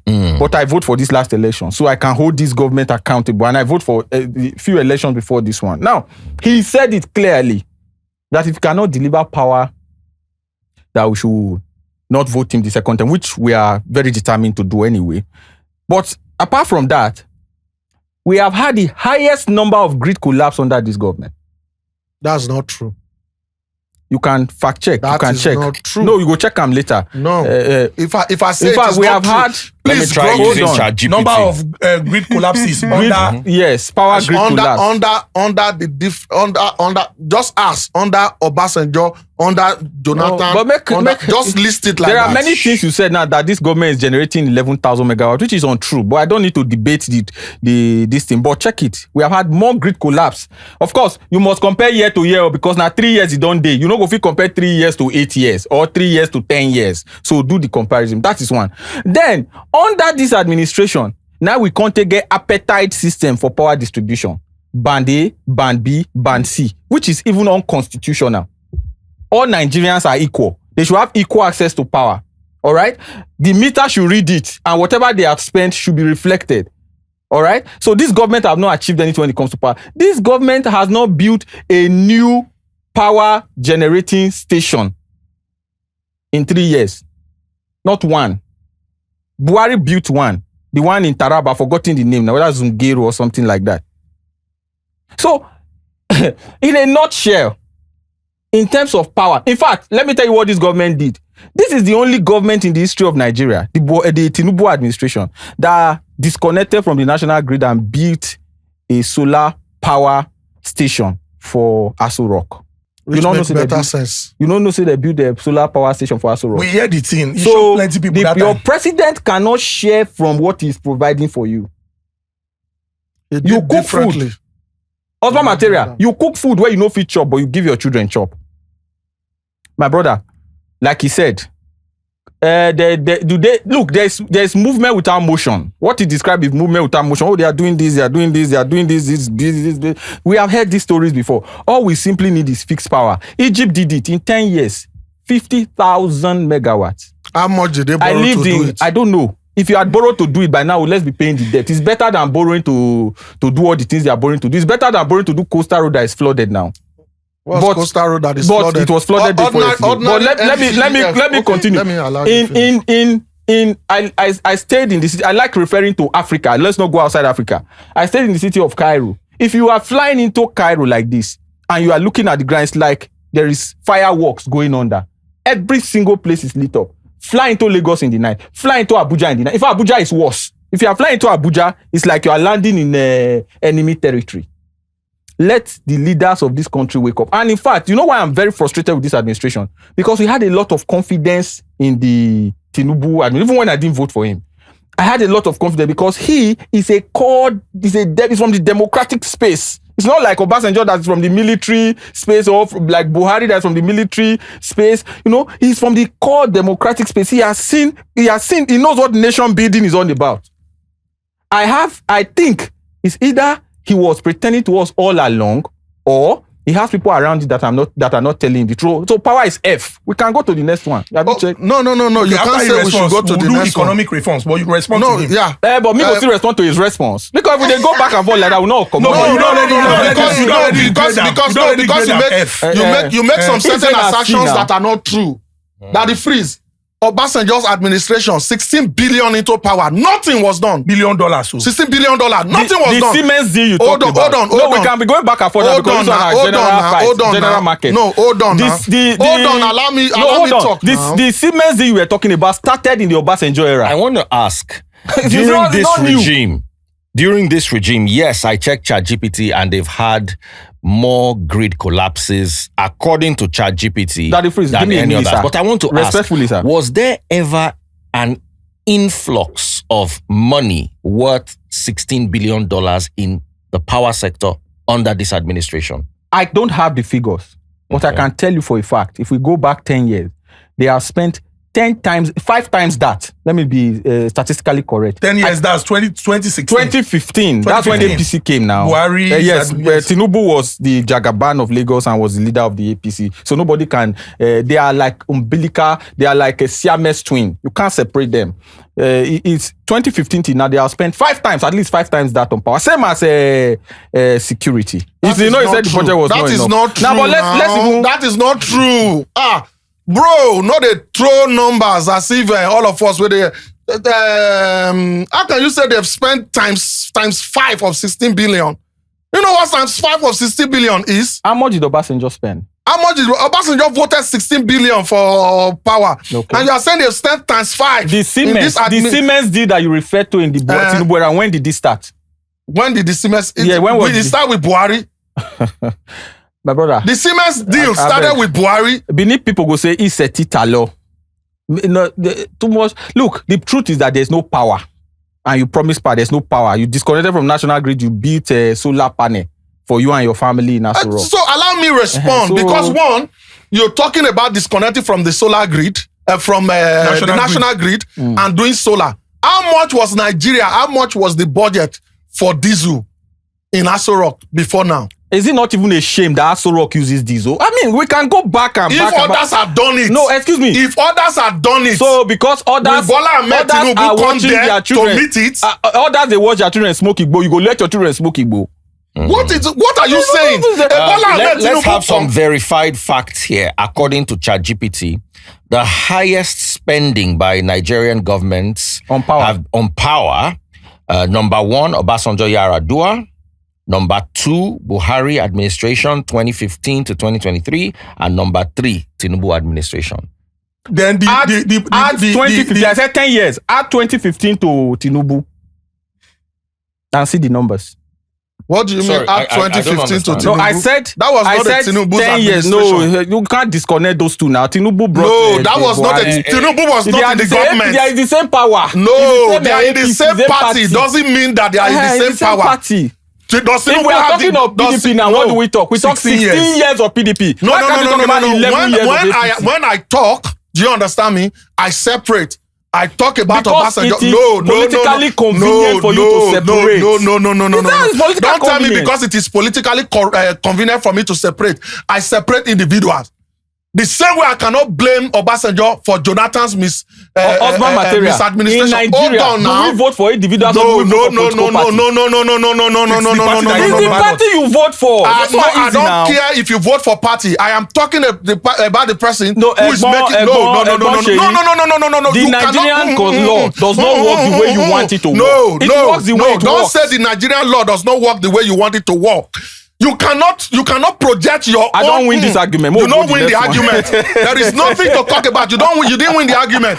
You cannot tell me because there was a time and Obasanjo wrote to Jonathan about his administration, about their flaws.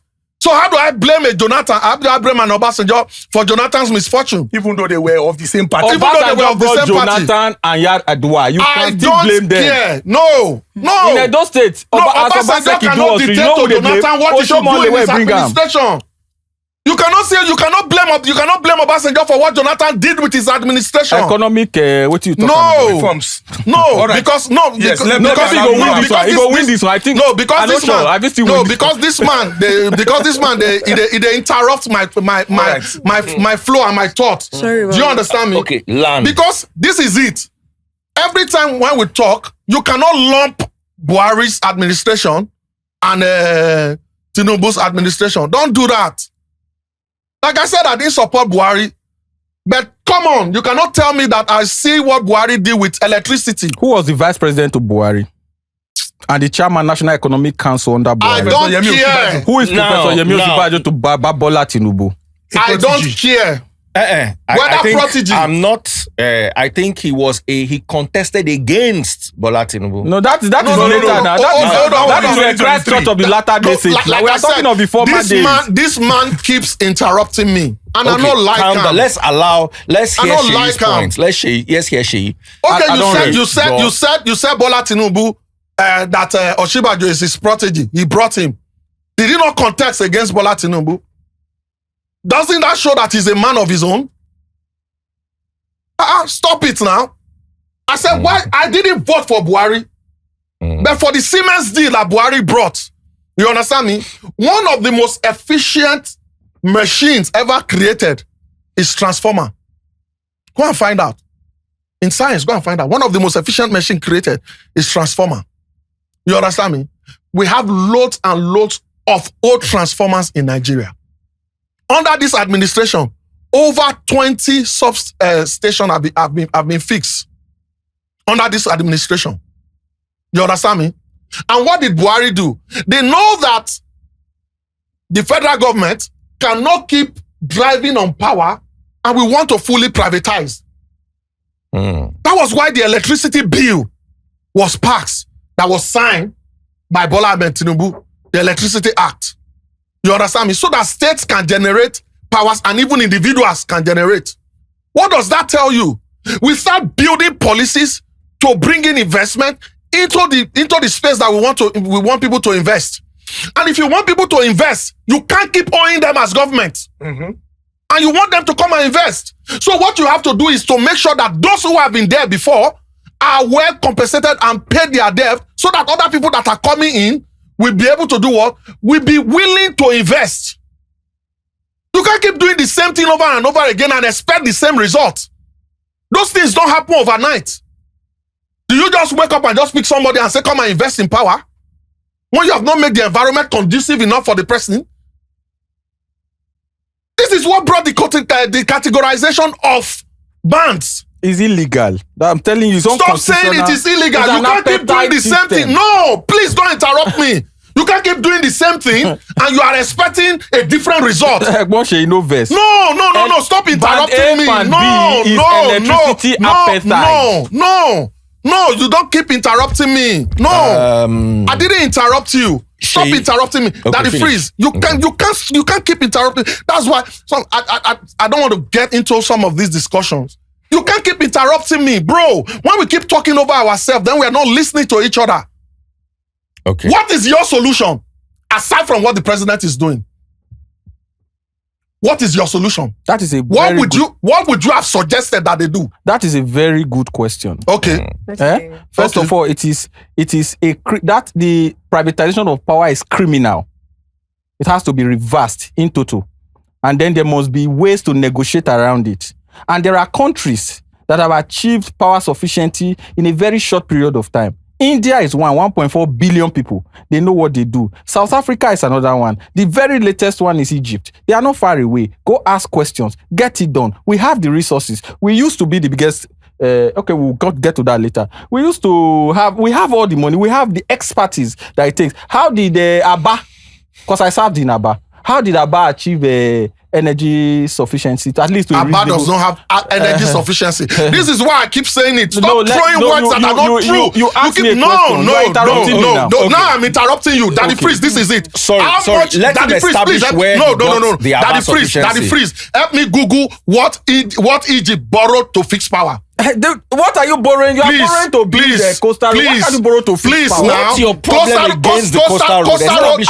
Coastal road is not fully funded by government. I don't have it's EPP. Daddy Freeze, you asked a question. Coastal road is not fully funded by government. Stop throwing words that are not true. I don't have out there. I don't have a problem with coastal road, right? No, stop throwing words. You people keep attacking the coastal road. Do you know what economic benefit? I'm a Nigerian. All right. Economic benefit of coastal road. Excuse me. You asked that quota is vitally important. I want to ask another question around it before you talk. Can you help me Google I'm how Googling much it now. Egypt borrowed to fix power? About $20 billion. Okay. About $20 billion. Yes. Please borrow how much this administration has borrowed since they came into office 3 years ago. Let's focus. You will be shocked. This administration has borrowed more than Obasanjo. That is a lie. Buhari. That is a lie. Together. That is a lie. Well, I'll try to verify this fact. Daddy Freeze, hold on. Like I said, this guy keeps throwing words out there that are not true. And I don't like him. It's not this guy. Bro, no. Mr. Idris, sorry. Yes, Mr. Idris, you keep throwing words out there that are not true. And this is not good. Okay. Please, I'm not saying support President Bola Ahmed Tinubu, but let's be truthful. You know, I actually don't have a problem with Bola Ahmed Tinubu. Hold on. If the country works, it works for all of us. But we must agree on how it will work. Do you think I support him because I don't want the country to work? Do you think anybody supports him? Your policies are not working. Who says the policies are not working according to you or who? You live in the country. Let us talk about the lived reality. Don't live the... Daddy Freeze. Nigeria... How much have we borrowed in 3 years, Daddy Freeze? Nigeria, we have reduced our debt through this government. Okay. Let us... This government, we have reduced our debt. Our debt from $113 billion has reduced to about $97 billion. Okay. Check that. The $7 billion backlog forex, this administration cleared it. We are not indebted to IMF. How much have we borrowed in 3 years? Now, two things. I will talk about the borrowing later, but I want us to talk about the coastal road. The figures are here, 56 trillion. Because how much have we borrowed? Hold 56 trillion naira. Estimated the coastal road seems to be... In 3 years! In dollar. Calculate it now. Divided by 1,500. According to ChatGPT, if we are talking about borrowing, the government that borrowed the most is Buhari, followed by Tinubu. In 8 years, followed by Tinubu. Tinubu now has borrowed 56 trillion. Do the dollar equivalent. Now, hold on. Freeze. I want us to talk about the coastal road because I don't want us to miss it. Okay. One, you said it was flooded. What part of it was flooded? I'm not sure the coastal road was flooded. Maybe I'm delayed on my facts. There was a rainfall. There was rainfall and it was flooded a few days ago. The coastal road itself? Yes. Not the entire stretch. Not the entire stretch, part of it, yeah. Okay. Now, secondly, you said something. You said the coastal road is not fully funded by the government. Can you Yes. throw some light on it? And Mr. You asked me the Idris, problem I have with the coastal road. yes, and I want you to. So So he's do I going go to tell first? us how is the coastal road funded in such a way that it's not fully Let's just go based on talk the generally government on roads. on roads. Now let This us. country. So that's I do basically not. what- I do not have problems with the coastal roads. Okay. I only think it's misprioritization. Why? There are the amount spent on the coastal road can be used to achieve major road projects across the country faster, quicker. All right. I give you a good example. There's this road that they've been doing since I was on Pampas. The road that goes from Abuja to Benin through then the east-west road is another one. The one that comes to Lagos, it will shock you. The second most busiest road in Nigeria is the Benin Shagamu Lagos Express Road. The busiest is Lagos Ibadan. Right? As we speak, that road is still under construction. They still have not finished it till today. They've been constructing it since I had the milk teeth. All right. The Abuja to Benin, they first awarded it when I wrote a GS3 exam, when I was staying in Abuja. Till today, they've not completed. In fact, that's why it has become a hotbed for corruption and criminality. So I feel, in my enlightened opinion, I feel that instead of starting a brand new infrastructural project that is novel, it is novel to us. We do not know the eventual outcome. Now, small rain for yesterday where portion of farm don't collect water. So now, imagine when proper rain does start later this year. Now, I love it. I love infrastructure. So you said where people take if die for woman. Me, I can die for a leader that does infrastructure. I love projects. I love to see something. Look, these things are not even new. Just fix the one we have, make them motorable, then we can start building new ones. And then, you see, the thinking is that anybody where they talk like this, no like Asiwaju. Look, Asiwaju was a big benefactor to us in Edo State when the Godfathers had Edo bound. Before this, I'm talking of the PDP era, before we had Adams Oshomole. Asiwaju was there, supported. And today, any average Edo man who is watching will confirm that the Oshomole administration did very well in Edo State. But the Asiwaju I'm seeing as president is different from the Asiwaju I saw in these pro-democracy days. The one who supported leadership. The Asiwaju I'm seeing now, actively pursuing a one-party state. Actively. Today, just yesterday, I think they were boasting that they now have 30 governors. They have 75 senators, 200 and something House of Rep members. And, it seems that it's a conscious effort to turn the country to a one-party state. Some of us will never support. This is how Vladimir Putin started.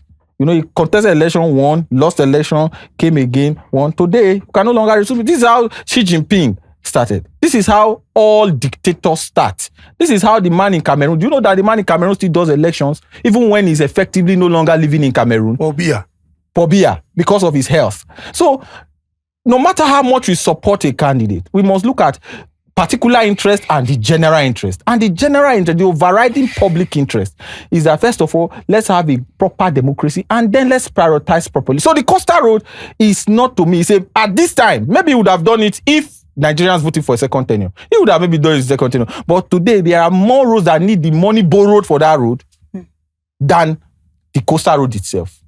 I think the coastal road is more of an economic road to the big boys of Lagos. Okay, Seyi, you said that the coastal road was not fully funded by the government. Can you throw some light on that? Yeah, it is. You can even Google it. It's not fully funded by the government, first of all. It's an EPP and something. And so high tech is bringing part of the funding and government is also bringing part of the funding. Some funds have been received from the UAE, for the coastal road and all that. And, let me first say something. When you say this government is fully and aggressively pursuing a one-party system, please, that's why sometimes I ask certain questions when you start following politics. There was a time Obasanjo had 32 governors in this country. We did not cry that he was pursuing. No, we did cry. No. You were not there. I was. No, you were not. I've been around, sir. You were not. We did not cry that he was pursuing one-party system. In fact, it was only Bola Ahmed Tinubu that won the elections in 2003. 2003 governorship election. In the Southwest. In the Southwest, the whole of Southwest. Yes. Where Obasanjo deceived everybody. Then the court was started upturning gradually, including Edo, where I come from. Do you understand? Now, many governors are aligned with somebody doesn't mean it's a pursuit for a one-party system. You cannot impede on people's right of association because you think it doesn't favor you. No, don't say that. Don't. Please. It is their fundamental human right. Have you heard what they say when they to associate? I don't want to know what they say. They usually will say they are aligning with the center. I don't want to know what they say. That is not for you to judge. They had a right to associate. The same way, Analyst Oti, who I remember that I once emceed his fundraising dinner when he was in APC, was not voted for in Abia at that time in 2015. It was in Abga. No, I said in Abia. I was part of those who conducted that election. No, I said it was in APC. Abga, APGA. Sir. Dr. Alex Oti contested 2015 election. Help me Google this, please.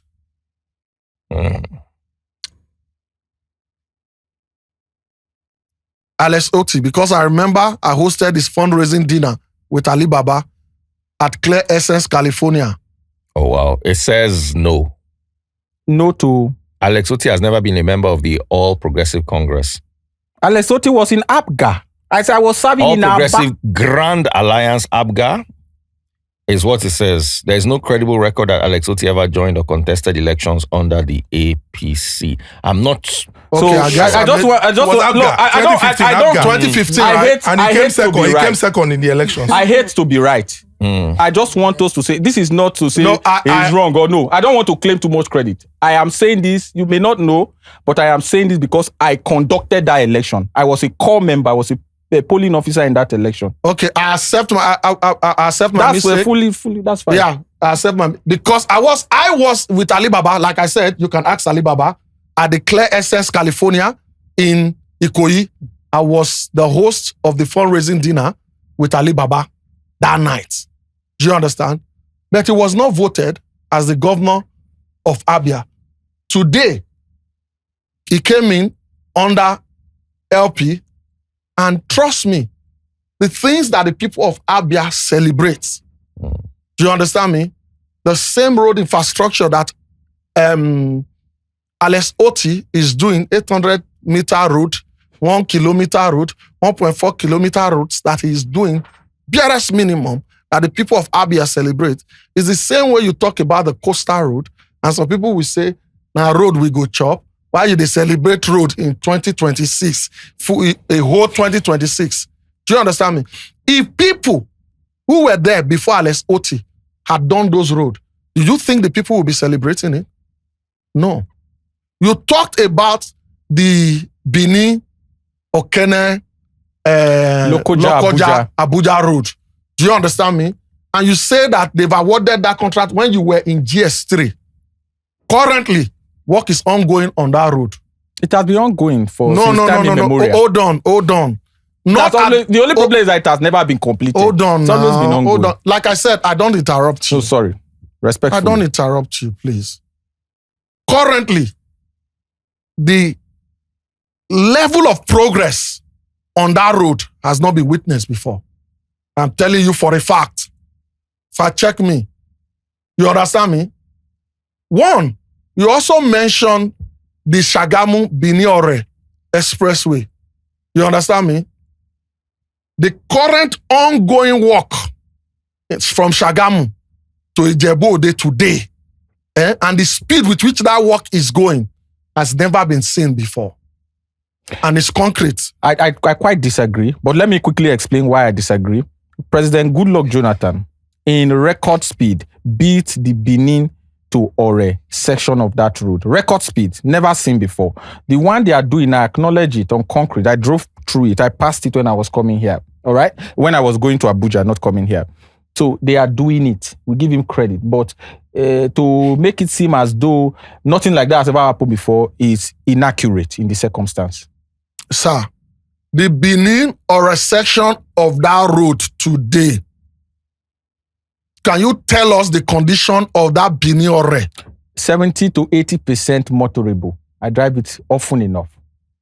And I can tell you where it's bad. Ovia River has gone a little bit bad. Then when you are entering Ofosu, there are potholes here and there, but as a whole, it's a good road. That's why I say lived reality. I know the entire flight like you. No. Like I said, see, I said it. I said me. At the pass road. No worry. I say don't tell where you pass. No be say. As I mentioned, Shagamu Ore. You know understand? Shagamu to Ijebu There Ode is work road. ongoing. I can tell The you work that is ongoing has almost gotten to Ijebu Ode. And that road was started when? Sometimes last year, November. The Buhari administration awarded that contract during the Fashola as minister. Don't worry, don't interrupt me now. Yes, but they didn't quite do far. They didn't do anything. It's not that they didn't quite do. But They you must didn't. also keep in mind. You say we should separate them. If we separate them, this Tinubu will have nothing to brag about. No. Do you know that the Lagos Ibadan was built by I know the they Buhari like when you administration? interrupt me now. Lagos Ibadan. I know they like when you the best road in Nigeria today. I know they like when you interrupt show me now. walkings. The No, I problem know is they this like when you government, I too know much they like when you explanation. interrupt me now. No verse. I don't like when you have interrupt the me floor. now. You said Buhari awarded the road. It was never touched. That Ore, Shagamu to Ijebu Ode was never touched. Call me Demola now. Economy. Call me Demola. Hold on. No. Let's take Demola. Where's Demola? Oh yeah, Demola, come. We can't use my mic. Demola, come. No verse. Make Demola come testify. I wish I can invite my brothers from Benin that have been kidnapped separately to come and Then go have a comment section. No, Demola, just stand behind here. Use my microphone. As Demola, they talk, just they give a response. Demola, Yes, sir. Akure to Benin. Which time we wake up from Akure past that road to Benin? Around 6. 5:30, 6 o'clock, have you? Yes.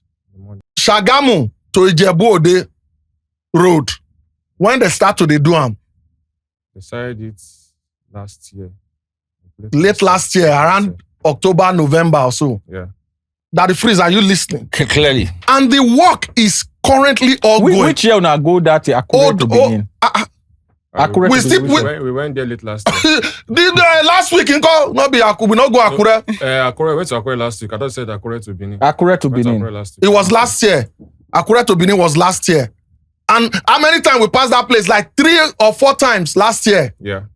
To even Afuze. Abi? Yeah. Snooze follow us to Afuze. Yeah, once.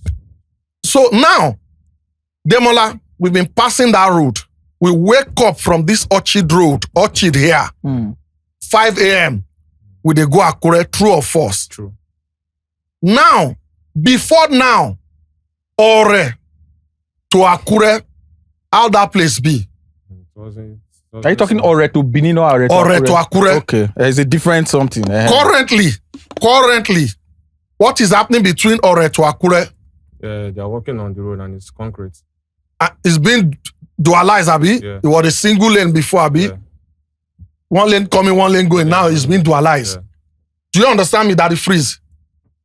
Okay, no, I'm not sure whether now you follow me go from Akure to Ado. No. Akure to Ado is also being dualized. So he can go now. Thank can- you for your testimony. Demola, thank you for your testimony. Now, Daddy Freeze, you understand me?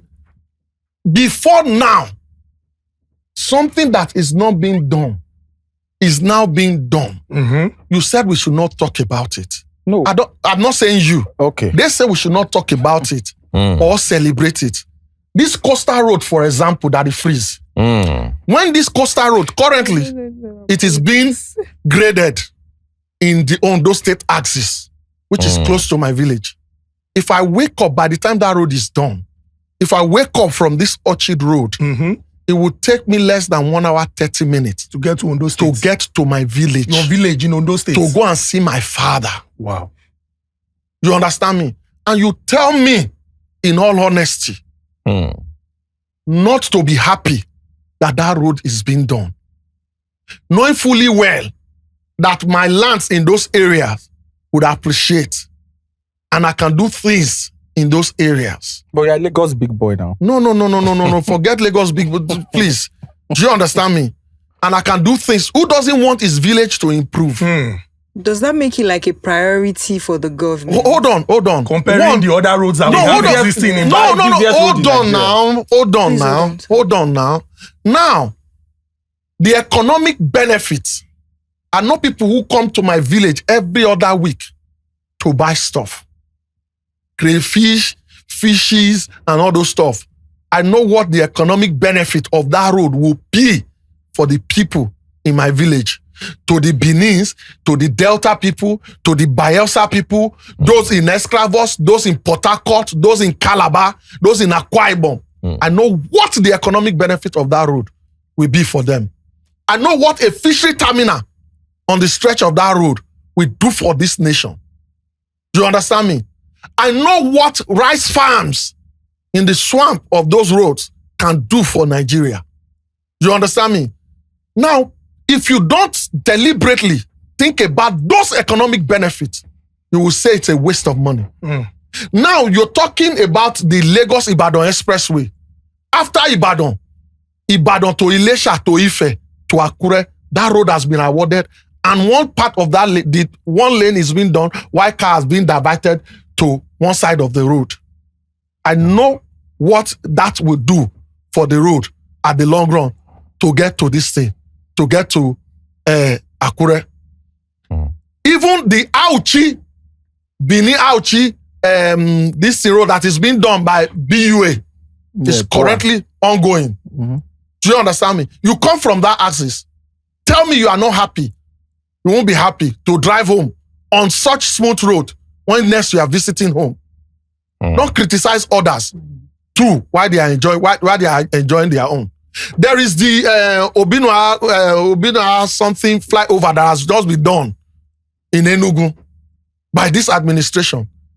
The Enugu Port Harcourt road that has been under construction, the last mile of the road is still being done by this administration. Anybody that goes from Enugu to Otukpo to Makurdi know that road to Enugu is aggressively being done. Anybody that knows Ebonyi to Calabar to Abuja will know that road with about 3 bridges is currently being done. Do you understand me? Several other roads like that. Fact check what I'm telling you that is freeze. No administration before this administration has awarded more road and have more road construction ongoing. The Benin Sapele Wari Road is ongoing. The Benin Asaba is being done. Then what are you saying now? All right, so we have done security. We have also looked at power, and then now infrastructure. Now, let's just narrow it down to 2 more items because there are some other issues that I would still like for you people to share your thoughts on. So these 2 more, maybe we could just do maybe 3 minutes. Yes, so that we're not going to interrupt each other. We'll go. Yes. So let's look at economic reforms. And then we'll now do, because the president was very particular about that, agriculture, where he said he would make agriculture sexy again. Yes, so make it wear G-string. Yes, we'll do economic reforms, we'll do agriculture, and then I want to throw in education also. I would like to throw in education because it's very important. So 3 minutes each. Response, maybe rebuttal or another response, and then we'll move on. Let's go economic reforms. 3 minutes. Economic reforms is an F. I am afraid that it's only F I am giving. I'm not a bad person. I've been a teacher before. Now, there are 2 major reforms that this government has engaged in. The first is the removal of fuel subsidy. On the surface of it, looks like a fantastic reform. But I think the problem with the fuel subsidy is not the subsidy, it's the corruption in the subsidy. And there is no country on earth, including the IMF and the World Bank that is advising you, that is not subsidizing. The US subsidizes agriculture, subsidizes energy. In fact, the most important sector in any country is your energy security. So some countries can go to war, like Russia, to secure energy. So the US subsidizes energy. Most countries in Europe subsidizing energy. It is only our country that somehow somebody managed to convince the president that subsidy on energy is bad. But the corruption in NNPC and all these other places can be tolerated. You know how much went missing in NNPC? 210, maybe 201 trillion, tree with a T, not B-O. These people have graduated from B to T, went missing in NNPC. So that's number one. The second one is the flotation of the naira. Today, our currency is weaker. And the reality, this shore that I'm using, if you bought it 3 years ago, you probably cannot afford it again now. The amount it now costs because it's produced outside this country. Most of the things we use are produced outside this country. So while on paper, this seems like reforms, the question is reform for who? Are you reforming for government or you are reforming for the people?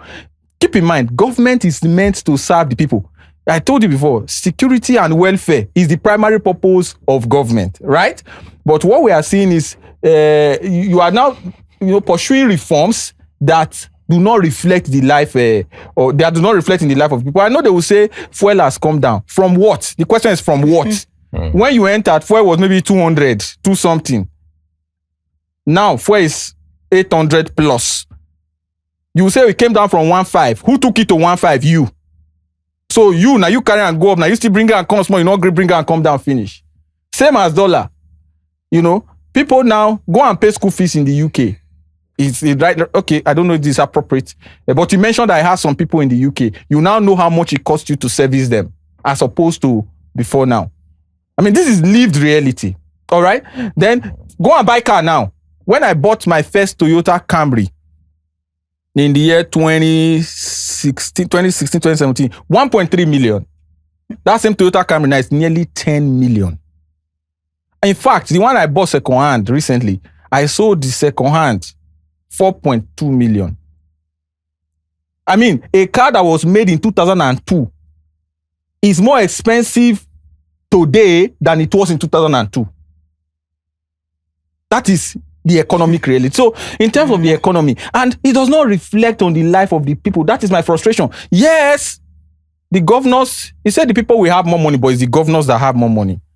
Today, we are seeing brazen corruption. I told you that Abuja is a cesspool of corruption. Abuja is a swamp that needs to be drained. You see people who have no jobs making crazy money in Abuja. In Abuja, you are either stealing or praying to be a friend to a beggar. Praying to be a friend to those who is stealing so that you can beg from them. You see the way they now price properties around. When I first came to this Lagos some time ago, in this Lekki, they say house 120 million, 75 million, 65 million. Today, no be billion na they call am. So, my brother, economy, when you say economic reforms, if it is not reflecting in the life of the people, it is misplaced economic reform. Economic reform should favor the people, not favor the government. Economic reform, they say tighten your bet, and your bet is loose. Like I told you, it's a fat goose that's refusing to lay eggs. Again, another economic reform they brought is taxation. There are many tax laws that were dormant. This administration has reactivated all of them. Essentially, it is to take a little more from you. Sometimes you don't even know. I transferred from I don't want to mention the name of it, but I transferred from my bank yesterday. And they sent me a text this morning. I've forgotten what 150 naira. It looks like small money. But we are nearly 250 million people in this country. So do the math. And the question is, where is the money? You can't. The problem is, I am not able to hold on to and say, this is one aspect of my life that is better today. I can eat better, I can sleep better. When 2015, although it does not like this part, but 2015, when these people came in, when APC came into office, how much was the bag of rice? 6,000, 9,000. 6,000, 7,000. The last time I bought, it was 9,000 highest. The last time, and it was not local, it was Uncle Ben, so let's distinguish. It's not Uncle Ben's. Do you see Uncle Ben's in bags in Nigeria? Where you want to see Uncle Ben's? Foreign rice, that's what I mean. But today, the last time I bought a bag of rice, Nigerian rice, 75,000 naira. They usually say it's 50,000, but it's a lie. Those ones that they sell for 50,000, you will have to have a special skill so that you know when to bite, so that you don't bite rice and stone. But the very good Nigerian, there are very good Nigerian rice. And I encourage our viewers to eat Nigerian rice. I am a strong believer in this country. It's 75,000. We met it at 9,000. In fact, under this administration, it went to as much as 120,000. I bought at 120,000. Then it now came down to 70. They will say it has come down. On who took it up? So, all in all, I hate to say it, administration, economic reforms, it's F. But infrastructure, I need to quickly mention, infrastructure is not F. To the credit of this administration, infrastructure is not F. Infrastructure maybe a C. Because there is measurable progress. Measurable. You can look and say, okay, they continue like, if they continue like conditional statement. All right. So I don't give one C now, but the rest now. F. F. Egbon Seyi, economic reforms. Your 3 minutes. Thank you. You see, when people talk about cars that they bought in so years and the amount they are buying it now, how many people could afford to buy a car in that year that you're talking about? In 2016. How many people? That the freeze, let's be frank with ourselves. There are certain things that has never come easy to anybody. Some of us, we talk about getting houses in Lekki, and we regret some of the money we spent somewhere before. And say to say, I know, maybe I don't buy this house that time. This money where I be spent that time, if you buy me house then, no. But that time that you were talking about, were you able to get that money once? Don't be saying you save for the money to be what it be. I don't know if you understand what I'm saying. I get your point. Now, at the time, like I said, I supported Jonathan's administration. Now, for Jonathan administration, I travel from Nigeria, go outside Nigeria, where I won't use my card. I just discovered, say, we don't use our Naira card again abroad. And for Jonathan administration. Can you guess how much Nigeria has spent prior to this administration that Nigeria has spent in subsidizing dollar prior to this administration? Very outrageous. Over $300 billion prior to this administration that it frees. That is like almost times 8 of our yearly budget to subsidize dollar that you and I know they see. Because we eat the crumbs of it. We think we are seeing something. It was in this nation that you had to feel from A, from M, from A to pay school fees and to do BTA, from M to buy equipment and products from outside Nigeria to get dollar. And that time, do you know the corruption that was with it? You go bank, they tell you we'll give you $5,000, but you'll return $3,000 to some people, and then you go take $2,000. Those people will can't give you the money where you pay for that this thing. Those were the kind of corruption that were happening, even in the banking sector. Because what? The real amount that dollar was, we were subsidizing it. Our money that they use, Nigeria was spending almost 1.5 billion monthly, $1.5 billion monthly to subsidize dollar. Is that a reality that we can keep living? Now, not just that, people were milking this country dry. Do you know what they do? If you know somebody in the CBN, bro, if you collect $1 million as a land for your account, bank don't need to buy them. A 7th senator of this country said it. You don't need to leave your home.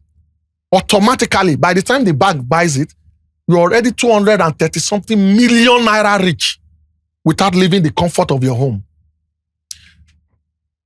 MDs of multinationals were going to CBN to go and beg for dollar for their businesses. Under this administration, after the dollar has been floated, the exchange rate has been floated, BUA chairman came outside that he has not had a reason to go to CBN or to even say he wants to see the CBN governor. That is what transparency is about. And let me tell you, our fuel subsidy didn't just have a problem. It was the subsidization of subsidy on dollar. They are more part of what they cause problem for our fuel subsidy. And which was part of the reason why people who got licenses to build refineries years ago couldn't build. Because people who were importing couldn't make them. It was better to get subsidy on dollar, import, collect subsidy, fuel subsidy again. Do you understand? And be rich than for you to say you want to build a refinery. If subsidy was not removed, Dangote refinery would fail. But it started before the subsidy was removed. And those things you said Hold on it's now. good to situate it. Under those dollar racketeering you were talking about were under No, the APC government. it's been happening Especially before. Buhari's No. government. It's been happening. That's what Emefiele is facing. No. part of the problem now. It's been Emefiele started under Jonathan, please. Let's be. I know Emefiele started under Jonathan, but no, part it's of the even I problem want is to having- also ask some perspective questions because I like the fact that you're a mathematician. I am. You raised a question. You said houses are more important, more expensive now. I kind of disagree. Okay. In 2012, I paid for my house, cost 45 million naira. In 2012. It was about $300,000. Yes. My house is worth about 350 million naira now. Okay. Is it $300,000? So that's $200,000. 350 million naira is about $200,000 now. 14 years ago, I bought the house for $300,000. Yes. Now If it you is bought that house something today, $1,000. You are buying it cheaper than I bought it 12 So let me years tell ago. you how this. Another point I want to give you. Perspective. 1 minute. Only 1 minute. Sorry, one more minute. Rent in 2004 in 2015 was about 3.5 million. Dollar was about 190, 200 to $1. Yeah. My rent was about $15,000 a year. Yes. I'm not sure rent in 2004 today is $15,000 a year. Let me quickly explain to you how what you have said now confirms. I would like to, yes. Confirms Because my point. una don't No- break no my vex, own Oga talk. No Shey. vex, Just no 1 vex. minute. I just want to Let make me you tell you, address that. what you have said just now has further buttressed my point that the economic policies of this administration is irretrievably so. When you spend 300,000 to buy a house, maybe 10 years ago, Abi, how many years ago? 13, 14 Let's years call it ago. 15 years ago, $300,000. One would expect that 15 years down the line, your $300,000 would have been approaching $1 million now, or $500,000. But you know what the economic policies of these administrations, the ones before now and this one, has made you suffer? $100,000 loss. But you know, again, let us further stretch that argument. Because you calculated it in dollar, let's assume you earned in dollar. What of a Nigeria that earns in naira? No, I just calculated. I earned in naira. So You I were just earning, calculated okay. it Let's naira to do dollar the per. naira earning. The amount you were earning 15 years ago, they must have increased. Let's say you were earning minimum wage, which was 19,000, maybe 30,000. I'm not sure which it was. Today is 77,000. If you go back without your money to buy that same house today, you can no longer purchase it. Wherever you got that money from, you cannot purchase it from the same source again. So the economic policies has further jeopardized. It is suing a person who was raped. It's equivalent to But you suing see, a woman like who was I raped. said, is also perspective. Because if you have $200,000 today, you will buy what I bought for $300,000 12 years ago. So Seyi, inside Sorry, this perspective, you've taken Yes. a loss. That's what I want you to took understand. a loss. Let's say The But we are person talking now, about the person you bought- now, he wants to move into my estate. Yes. And wants to buy a house there. He's going to save $100,000. economy is give and take. Economy is demand and supply. But I want him now, to also the answer amount this. you bought it then is 300,000. Yes. Now, for somebody to buy it from you, you will take a loss. And the person who is buying it for $200,000 now, he can no longer raise the naira equivalent that you raised then. The naira equivalent of dollar today is 10 times the one you paid 15 years ago. That is the point. Let's hear Seyi's So 150 perspective to on this. 1,000, that's 10 times. Now this is it. You know, every time we talk, you understand, we try to we say too many things. And like I said, you know, you guys caught my thought as I was coming. Vex. No vex. Koyo. And this is it. Like I said, a Dangote would probably not have been able to build the refinery under a subsidized, if we had continued to subsidize fuel, we probably would not have been able to make it. And don't forget that even the refinery, Dangote got about 3-point-something billion from CBN at a subsidized rate. If you look at the subsidy I was given to Dangote to build that refinery, is in trillions of naira. Money that federal government subsidized to get that refinery from the money where Dangote borrow from CBN. That is your money and my money. Yet we don't get shares for that bank. For that refinery. Do you know that? Yeah, we don't. Except for the share, the 7% or so that NNPC has there. Do you understand what I'm saying, Daddy Freeze? Now, you can't be subsidizing the life of a few. at the detriment of the many. That was what was happening in Nigeria before this administration. Under Buhari. Not under Buhari, Jonathan. From Jonathan.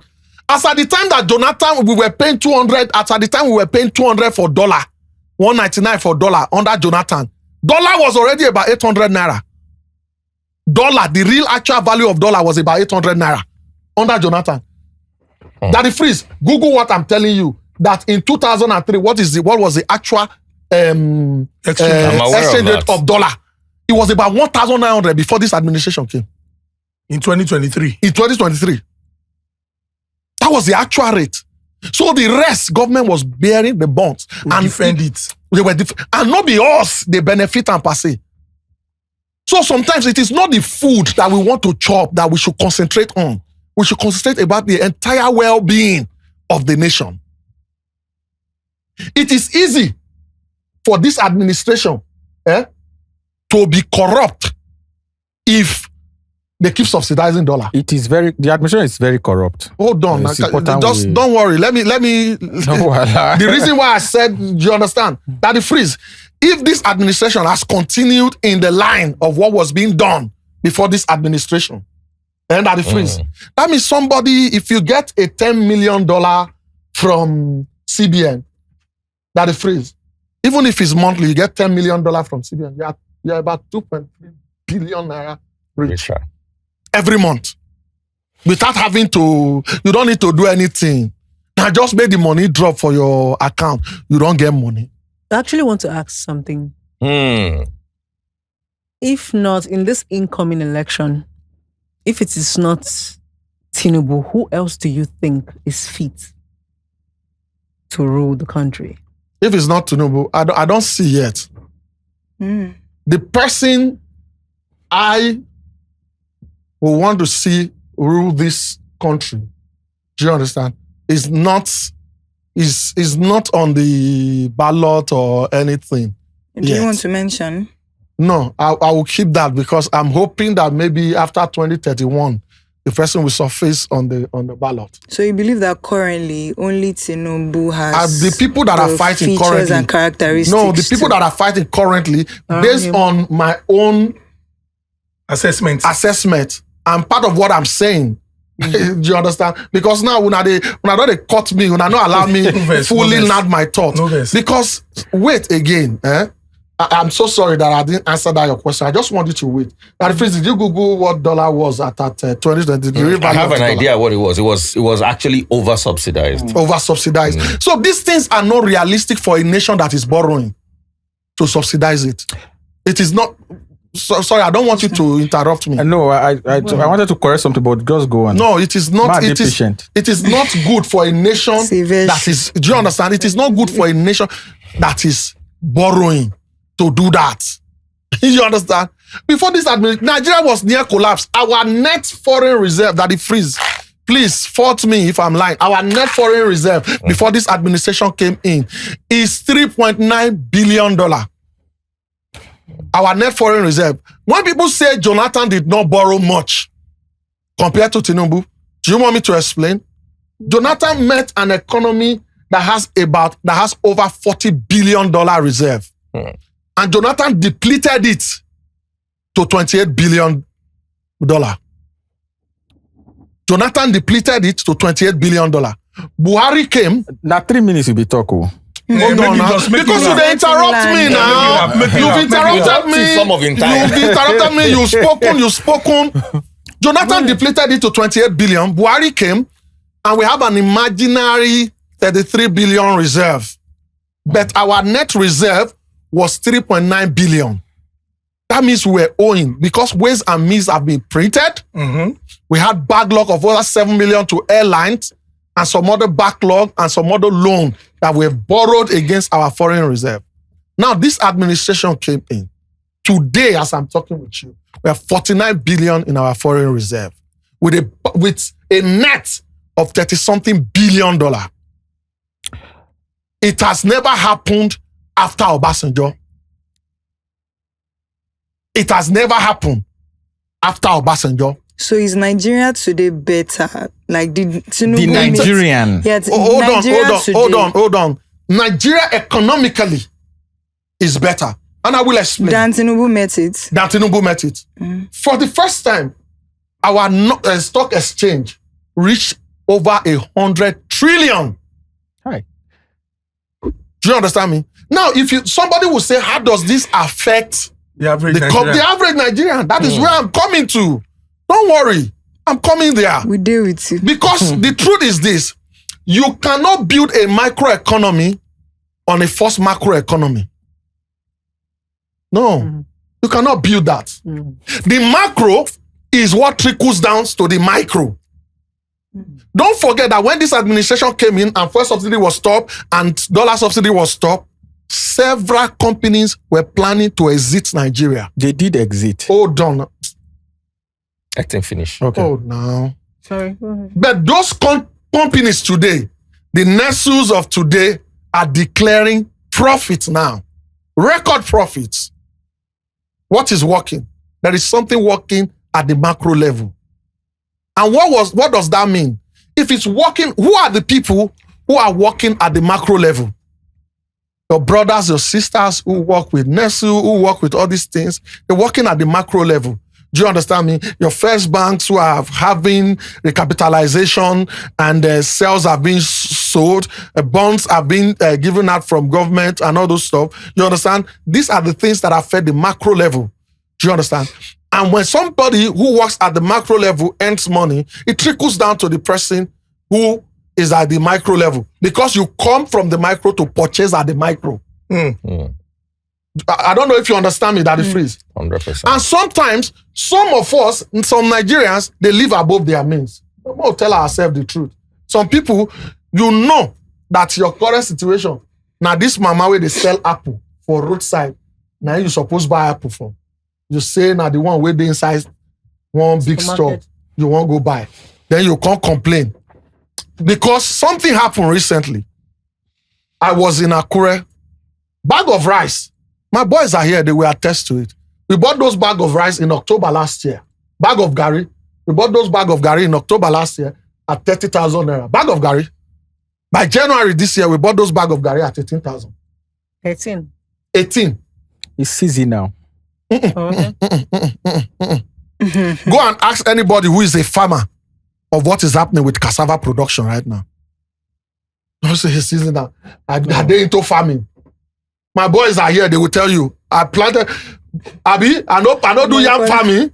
If I don't bring your boys, this is how You don't understand. I for bring my boys. I do yam farming. That's freeze. I do yam farming. Yam. I planted yam.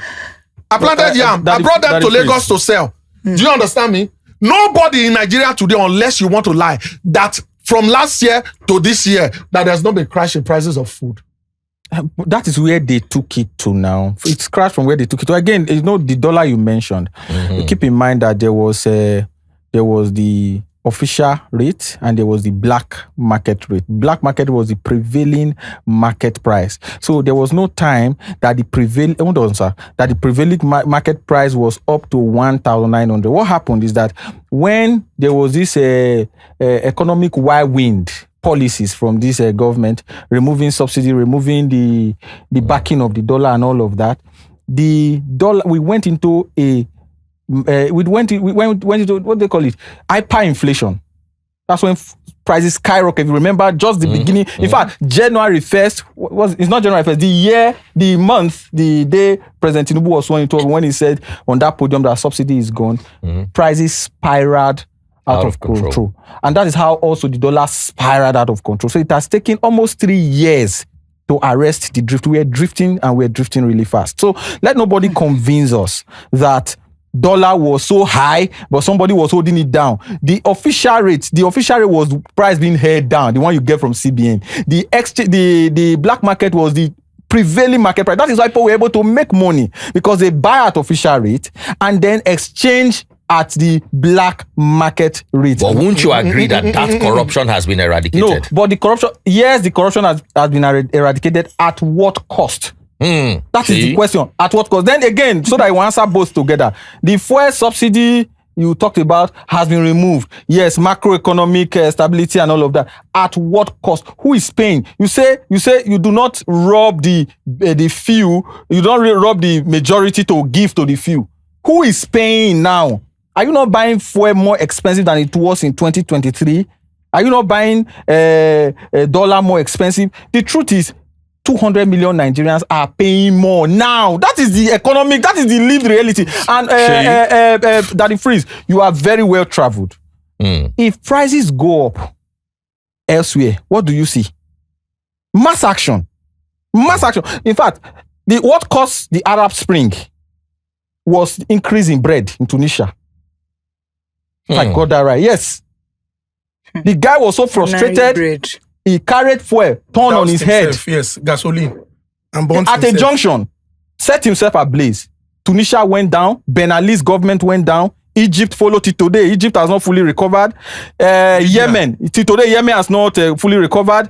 Libya, Gaddafi collapsed. Even Gaddafi, as good as he was, they leveraged on some of those things and find a way to look for a way to deal with him. The Arab Spring was from economic policies like this. So when we are talking, we are not saying we should not reform. If I were, the question will always be, what are the alternatives? I can guarantee you. Do you know that in the Buhari era, they were saying we were doing 60 million liters of fuel every day? How many liters are we doing today? Pakistan has 2 times the road, the kilometers of road that Nigeria has. Pakistan was doing 35 million liters. Nigeria was doing an imaginary 60 million liters. But there were claims that some people were smuggling. They will smuggle it out. They will do this. Whose job is it to stop? Why is it that the common man should be the one to ultimately pay for the incompetence of government? Why is it that when government wants to fix a problem, it is the one that affects the common man that is easiest to fix? Why not fix the one that is up there? As the corruption in NNPC, has it abated today? Do you know how much they spent to repair under this administration? They spent to repair Port Harcourt refinery. It was not under this administration, bro. I know they like this thing now. This administration has not spent money to repair the refineries. It was 1.5 something that was spent under Buhari, and it wasn't under this administration. Hold on. It's for the first time under this administration. Hold on now. The last time turnaround maintenance was done in Port Harcourt refinery. If I'm wrong, I will agree. Check it. When was the last time? Turnaround maintenance was done on Port Harcourt refinery. When was the last time turnaround maintenance? It was done under Mele Kyari.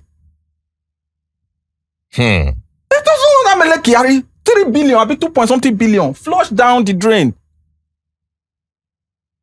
We cannot come. Look, we are both passionate about Nigeria. We both love this country. I love this country. I can die for this country. Please, I have attempted to join the army before because of how much I love this country.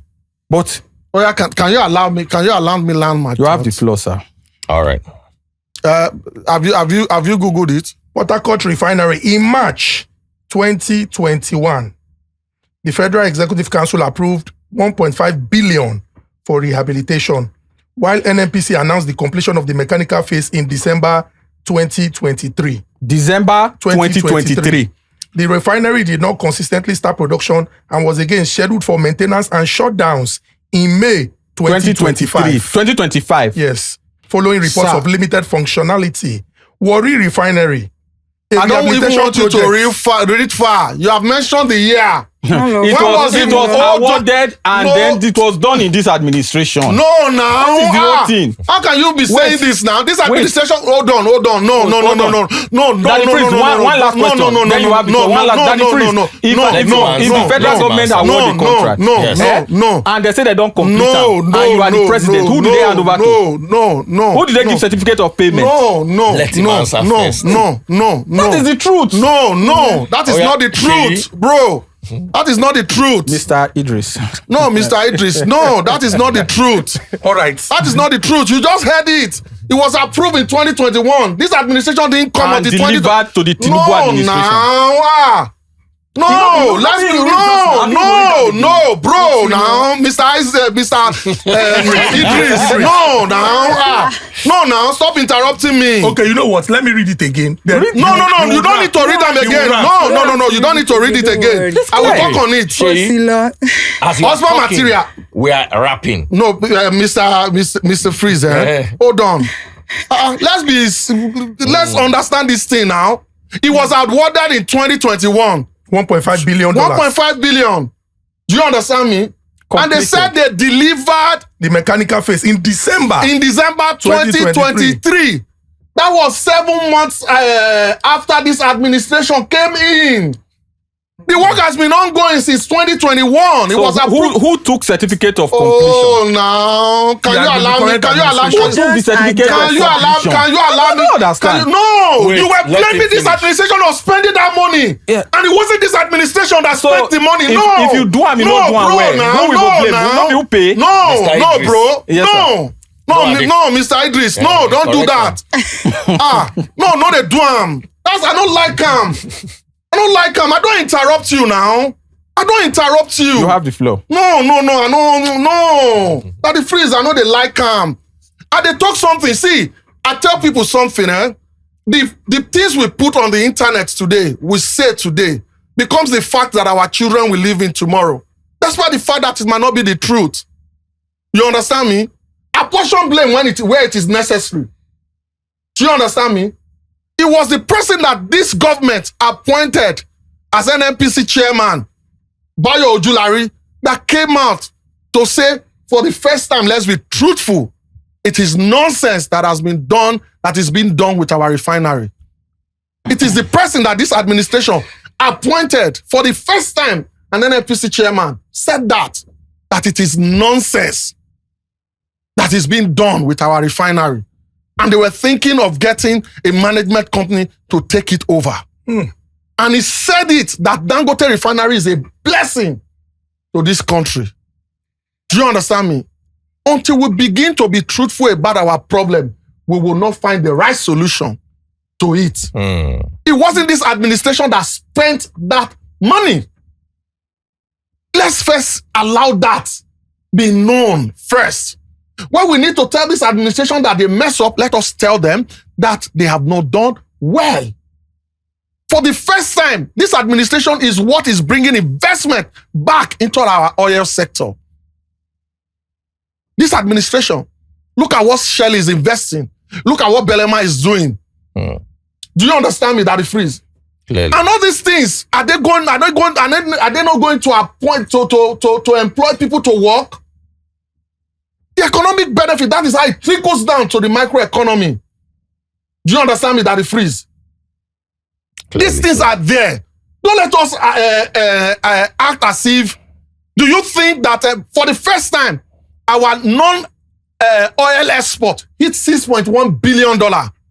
Cocoa from Ondo State, my state, is responsible for about 40% of it. Non-oil exports. Non-oil export. That is agriculture. We hit $6.1 billion. Sesame seeds are selling. People from the UAE are coming and buying cashew and the rest. Let's be frank with ourselves. Does it mean that we cannot do better? This administration went, is it Debel, to bring in about 2,000 tractors. There is the SAPS agro investment that is being done by this administration into our agricultural sector. Don't let us act as if these things are not happening. I told you just now, I planted yam. I planted yam that I harvested, that I sold. I brought some of them to Lagos to sell. People are here that can attest to the fact that these things are happening. Do you understand me? Don't let us totally. I'm not saying that if the government, what did I say about insecurity? I don't think the government has done well enough. So let's. In the area of power, I said I gave them a C, and I believe that they can do better.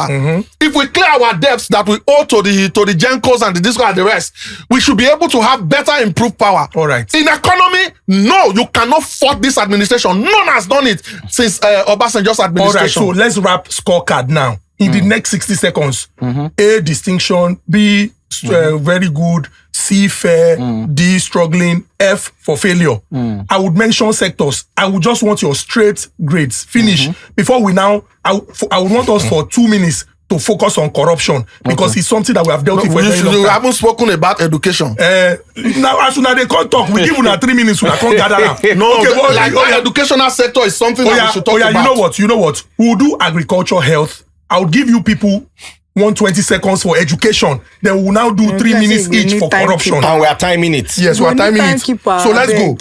Let's talk about your assessment. How would you grade education? No, sorry. How would you grade healthcare? Is it not the government now? A, B, C, D, F for you.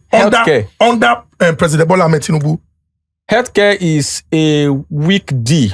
A weak D. You know why? Just 1 point. Since I only have 2 minutes, Abi. There are only 9 psychiatric hospitals in Nigeria, federal government-owned psychiatric hospitals. And Lagos alone said go need maybe 10 if you really look and where. And we are a country of 250 million plus people.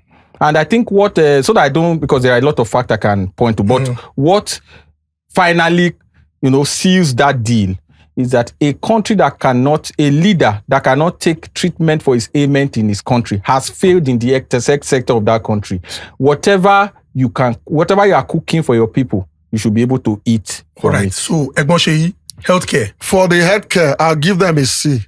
And I have my reasons. All right. And very quickly, for the first time, this administration has gone beyond their sector, which is our teaching hospitals and FMCs and all those stuff, to spend giving out money for the rehabilitation of 1,000 primary health cares in this administration, which are currently ongoing. Ondo State is benefiting for about 100 primary health cares. And secondly, this administration has started, like I said earlier, fixing solar power for our teaching hospitals to improve services in those healthcare. And there have been appointment into our FC directors, into our FMCs. Yes. And then there is a subsidy on the kidney dialysis and all those stuff. And some oncology centers are being built and all those stuff. So you're great. So I give them a C. Now let's stay with you. Agriculture. In agriculture, I can't leave agriculture to federal government. Okay. Because most of the land belongs to states. Okay. And that is where I have issues. With the why there are certain benefits that are like the SAP that I talked about, SAPZ, SAPZ that I talked about, which the federal government is doing, and the tractors that they brought in and all those stuff. Only some few states have really done well in the provision of land for agriculture. And you give it to Niger State, you understand? Ogun State is also trying with their cotton and some other things. Ondo State is also trying, basically from what I know, you understand? But I think in terms of agriculture, more states need to come on board so that it will with become the federal, with the federal government. All right. They also have a C. All right. In that regard. For agriculture, it's still a D. Like he rightly pointed out, the lands, most of the lands belong, in fact, the land belongs to the states. Yes. It's only the only land that federal government has is the one in Abuja. But there are government policies that can support agriculture. I have not seen some of those critical policies, like agricultural subsidy. All right? So as a farmer, you farm and government buy from you and then sell at buy from you at a higher price and sell at a. So I think I like subsidy. All right, we can do it. Okay, so it's a D, struggling. It's a D, but let's not. This one I would not like to put all the blame on top of Tinubu's head. We have very lazy governors, very lazy, extremely lazy, who never do well governors, who are only stealing money and converting our allocation to dollars. Let's do this finally now. Hold on. You see, on that agriculture, let me also say something. If you notice that this government has not spent so much in terms of grants to agriculture, and that is because if you notice what Buhari did with the anchor growers, that was a fraud. This thing, it was a lot of fraud. And so this administration also has to take precaution. You understand? We can't just keep giving people money.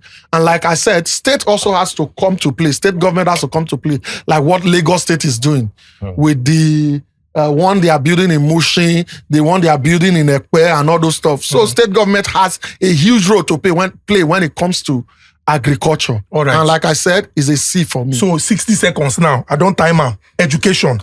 Education is a C for two reasons. I don't have many bad things to say. I went to school at a time where there were multiple strikes. All right. So this administration, there's been reasonable stability in the education sector. And then I overheard that they've been able to come to an agreement with ASU, first time in a long time.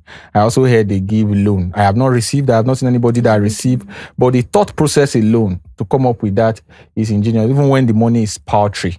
So for it's a C, but generally, there's a lot of illiteracy around the government too, political illiteracy. That's why they think because education must go round. That's why they think they can, for one reason or the other, turn our country to a one-party state. But education is a C, All right. a good C. All right. Thank you. I mean, that's my highest rating. Yes, Can't get 53, anything. 53 seconds. Yeah. Good one. Egbonshe, over to you. In education, I give them an A. Distinction. Distinction in education. No And why? interruption, We have please.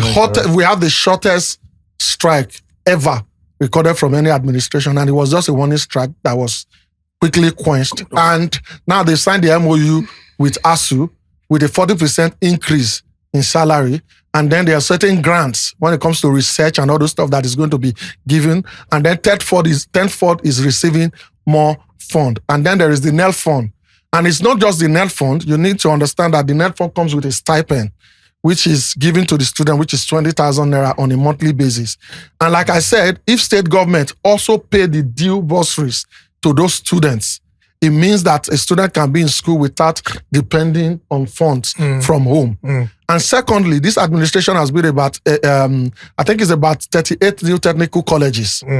And each of those technical colleges are tuition free. You understand me? And the students are also receiving a stipend of about 45,000 naira as in terms of their salary. And new curriculums have been done for our university. They are revisiting their curriculum. And then there is now partnership and collaboration with foreign university, like the one that was signed between Birmingham University and Unilag. And for UBEC, which is our basic education. There is new curriculum. There is new teacher training. I was in one of their programs where they talked about the fact that there's not been a gathering of all the teachers, having a meeting with the UBEC board, having a discussion and training being done for them in over 20 years. This administration has done that. Thank you very much. 1 minute, 39 seconds. 41. So this is what we are going to do. Because corruption is a major talking point, we would focus on corruption. Then I would allow Titi, take charge. Because I go like here on a talk on Wike versus Fubara. And then Blessing CEO would help us with, APC now has record number of governors, at least in the recent time, record number of representatives in the National Assembly, and also record membership registration. So are these new members looking at what the government have done and they are satisfied? And that is why they are registering. I hear 10 million 10 million people now APC not to get for their register. It's record breaking. So we are going to some discuss of us never even rectify our membership. We go talk about that one, but let's talk about corruption now. And that corruption, I want it to be straightforward. 60 seconds. We must touch on corruption. This is probably the most corrupt administration in the history of Nigeria. Administration at all. The amount that went missing in NNPC that was publicly discussed, at no other time in our history has that kind of money went missing before. 201 trillion. Okay? So there are several other layers of corruption. It's an opaque administration. Some people even say it's more like a mafia administration. You can hardly tell what is what and what is being spent on what. And then decision making in the administration. In fact, in politics, decision is as important as money. Why you choose to do what you do is as important as what you are spending the money to do. So the question is, like I asked with the coastal road, as good as you want to say the coastal road is, there are many other roads in Nigeria that could have used that resource.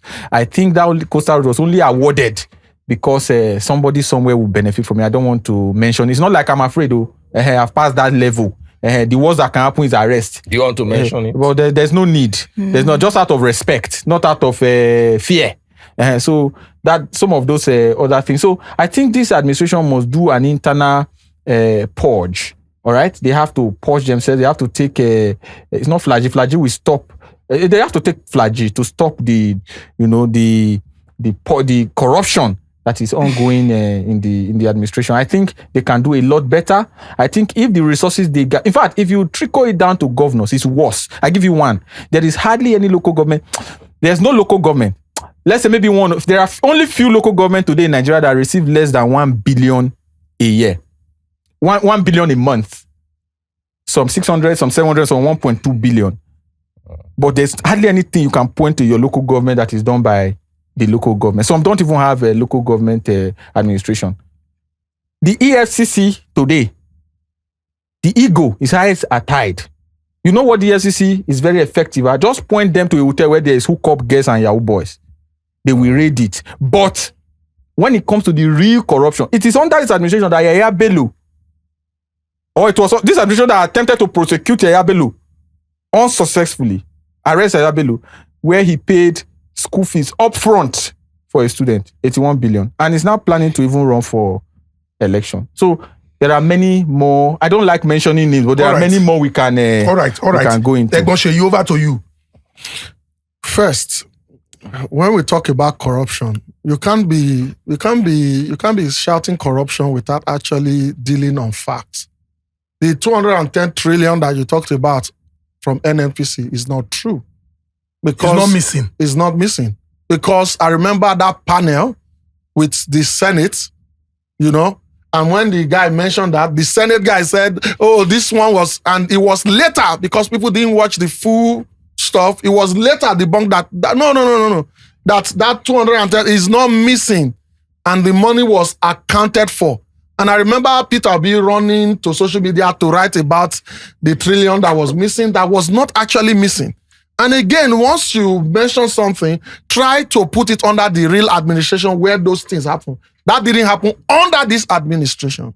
It was a probe from previous NNPC performances. Do you understand? By this administration. Questioning by this administration. So it didn't happen under this administration. So don't put the blame on this administration. That is wrong. You understand me? One aspect of this country that has bedeviled us in terms of corruption is the fuel subsidy and the dollar stuff. And this administration rightly tackled it. Nobody can say he's getting rich through dollar round tripping now. No, those are not happening. That is fighting corruption head on. And this administration is the one that, in fighting corruption, went to court as far as the Supreme Court to go and get a judgment for local government financial autonomy. That is how you fight corruption. That the money should get to the local government, the people who actually deserve to have the money. And this president has to, at some point, threaten the governors that if you don't start giving money to the local government, what they are supposed to get, don't forget that I have the yam and I have the knife, and I will take critical action. You understand me? That is an administration that wants to truly fight corruption. You understand me? So you cannot blame what a local government is not doing and doing on the presidency, who has already fought for them to get their financial autonomy. And then when you talk about the Yaya Bello was not under this administration. It was this administration that tried to probe a Yaya Bello. And don't forget that the money that they paid as school fees to those people have been recovered by EFCC. And yet Yaya Bello got an injunction to stall prosecution. You can't blame the presidency for that. You can't. You can put that on the judiciary. So when we are talking about corruption, this administration, I give them a B in their fight against corruption. All right. Wike versus Fubara. Let's just hear your thoughts. 60 seconds each. Wike versus Fubara. Wike versus Fubara. Yeah. It's good to fight. Let them fight. Yes. When two people, when two sides of the same coin are fighting, what is your business inside?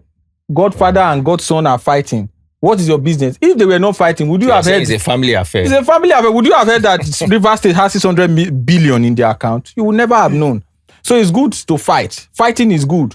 Let the strongest win. But I do hope and pray that Fubara will realize that he is governor elected or selected, if you like, by the people of Rivers State. And he should assert himself as governor. He will never be able to, kowtowing to a Wike will never serve him. Wike is more or less the governor of Abuja. There is enough work in Abuja, including those street lights that you can only see there is light up, but there's no light on the ground. He has work to do in Abuja. He should leave the people of Rivers State alone. Fubara should step up. He's a governor. Otherwise, he's not going to have a second term, and there's nothing anybody can do about it. Right. So let them fight. Fighting is good. Egbon, over to you.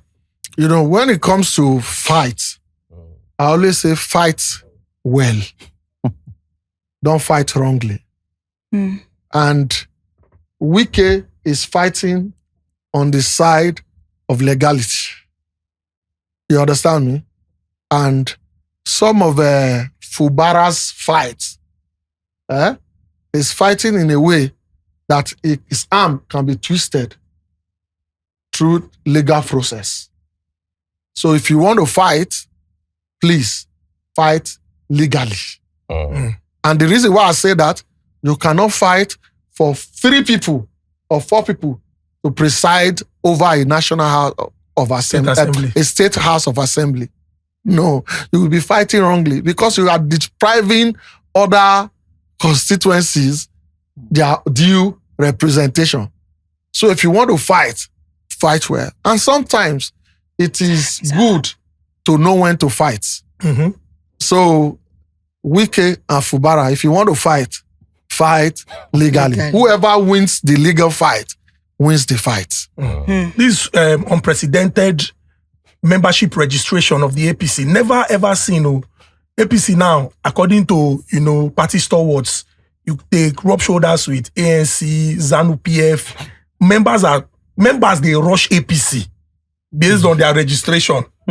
Oga Idris, this registration, you think say what do you reason? Monkey hand there inside the registration? The truth is, one problem where we get for Africa is that we go see the truth, but we go fear to talk am. Me and you know, the total vote when Tinubu gets last time for election, they don't almost get time for membership registration. When the one where they register before the election, not before 40 million, they say they register that time. I can't turn out.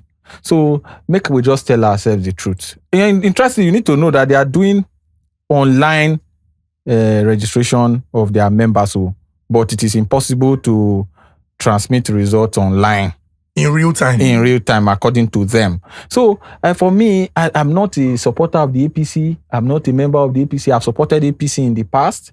I don't think I will support them again because now only who blind now go they support APC. But we can do something as a mathematician and a statistician. We can do something. Maybe after this program, make we just go Lekki, ask them, you be member of APC. Let's ask 10 people. If you get 5, I'll come here and join APC the next time. All right, Egbon Seyi, over to you. He never ratified his own membership. So only at 1 million too.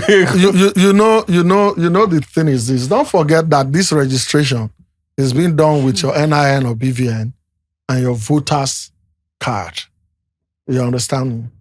And recently I lost my voter's card, which is why I haven't done my own ratification. And the truth is this. It is not everybody that is registered to a party that votes for the party. I have never been a registered APC party member. Like I said, I voted for Jonathan when Buhari came in. I had never voted for Buhari. The only APC president I voted for is Bola Ahmed Tinubu. And that is because I believe in him as a person. If they have brought another person, I probably might not have voted the person. You understand me? Because I don't know who they would have brought that I would have voted. If they had, people will say, why didn't they bring Oshibajo, for example? And if APC had brought up Oshibajo, I probably wouldn't have wasted my time to try to vote Oshibajo. Not because he's no good, but because I know that the baggage of Buhari will be on his neck. You understand me? So me, I know just they carry the vote. I will look, I will assess, and I'll know where I want to throw in my vote. So I never go rectify my membership because right now, even if I say I'm not a member, people don't call me member. But member by association. so I'm a member by association. Do I want to join fully? I don't know. They've called me in my state to come and contest election in some certain capacity. But I say, All right, you understand? So I think it will be unfair not to ask you about the City Boy movement because you're one of the coordinators. No, I'm not with City Boy movement. Funny enough, I support them, but we have the relaxed Tinubu is fixing Nigeria. Okay, That's different from City Boy movement. It's different from City Boy, and Nigerians are quick to throw around. Like you said, it's only somebody who is stupid that will go and you said something that will go and join APC. You see, that's something that I don't like. When you make it look I as didn't if call it stupid though. But just continue. I can't remember what I said, but I know it's not the words stupid. you use, you I measure understand? my words. Because when we do those things, you understand, it amounts to gaslighting. You understand? Because I see sometimes on social media, some people will say, if you are still supporting Tinubu, you are not a Christian. If you are still supporting this one, God will.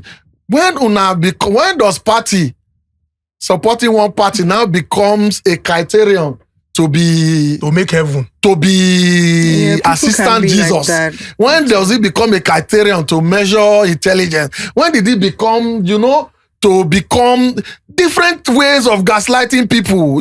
Just to make people feel bad for doing what the Constitution bestowed on them, which is their right. Everyone has the right. Everybody has the right to support who they want to support. So, but you are confident that we should relax. President Bola Ahmed Tinubu is fixing. He's fixing. Nigeria. I'm the state coordinator, those state coordinator for Relax. that's for the relaxed. Tinubu is fixing Nigeria. And if you notice, I don't itemize some things from agriculture. I tell you what they're doing in agriculture and my rating for them. In education, I tell you. In economics, I tell you. In terms of road infrastructure, I told you. In terms of energy, Security. I've told you. In terms of security, which I think we have more work to be done. Interesting. For that relax one, I go say, look at your tummy, check your wardrobe, check your car, check your wife, check your children, check the economy, check your rent. And ask yourself, answer that question, whether Tinubu is fixing Nigeria or not. Me, I would like is up to to know, you. as agitated as Nigerians are about the whole Does it thing mean we right now. relax? So if you're saying relax, like how long before, the priorities are Before you begin met to see and the all of results. that? Yeah, so if you say relax, for how long do you mean and all of that? This is it. Like I said, there is no way I can talk about Tinubu and I will not bring it down to Lagos.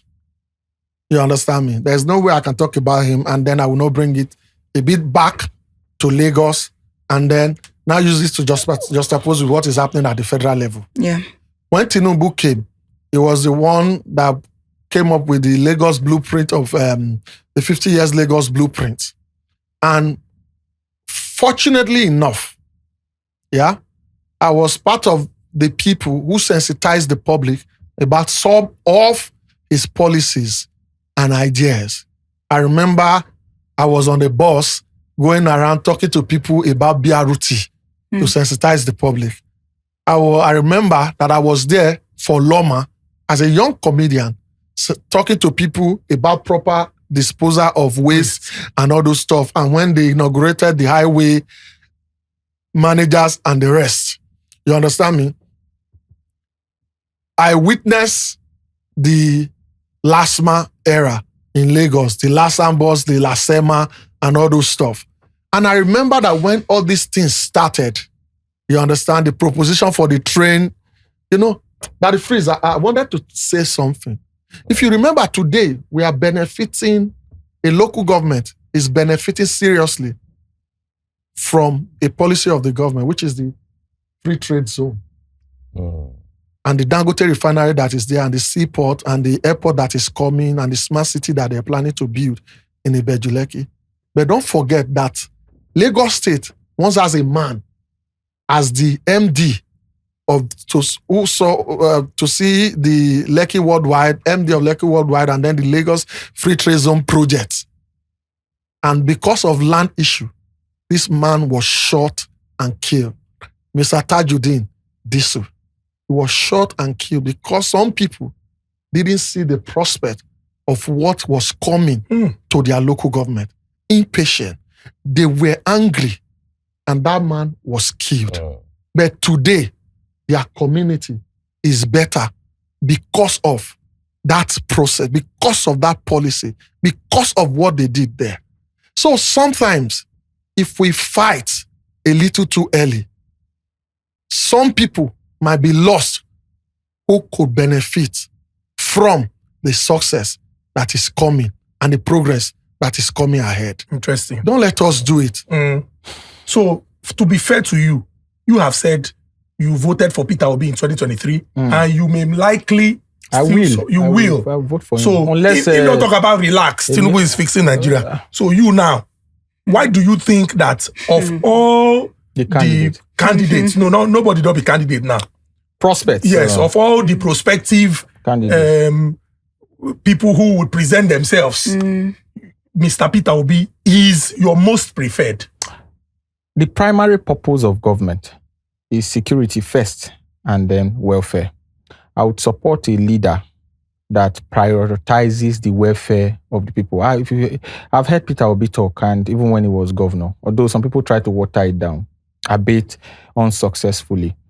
Peter Obi, as a person and as governor, focused on Human Development Index, the HDI, health, education, infrastructure, and what do you call it? This Maslow's pyramid, Maslow's hierarchy of need. Your food, clothing, shelter, education. So all these fantastic, grandiose projects, they are okay. But if you build a road where you cannot afford, I just told you how much you sell a car now. If you build a road where you cannot afford to put a car on top of it, what are you doing with the road? All right? If you are like some governors will do, if they want to steal money, they just start building flyovers everywhere. The road under the flyover is not good. You have not fixed that one. You now build a bridge on top of the one under. So for me, my focus on him is the fact that he has this belief that we can contribute to the lives of Nigerians. And most people don't even understand the guy. I don't like to get too close to politicians in close quarters, but having known him from as close as I have managed to get close to him, I can tell you that there are only a few Nigerians that are as affluential as him that can live the kind of life he's living. And he's not pretending about it. I told you of that fat goose. We need government to shed some weight. We need to cut down heavily on the cost of running government at all levels. You, as government, cannot be enjoying, adding weight, and the people are suffering, and you're asking them to relax, that you are trying to fix their problem. You do not even understand their problem in the first place. You don't understand what it means. Bro, I've gone to a tertiary health institution in Nigeria.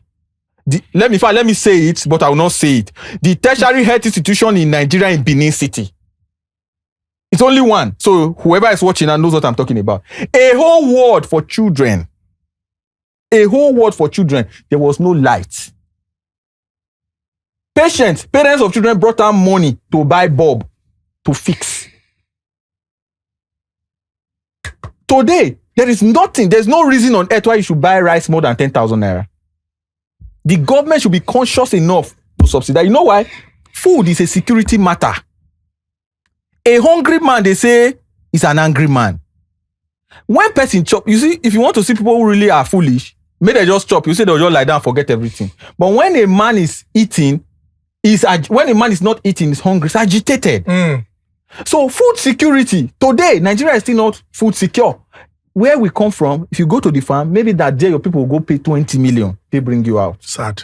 So in all of this, whereas all the grandiose, all the explanations, all the economic index, I know those is better than some of those guys saying it. Like I told you, I'm a mathematician and I'm not a pushover.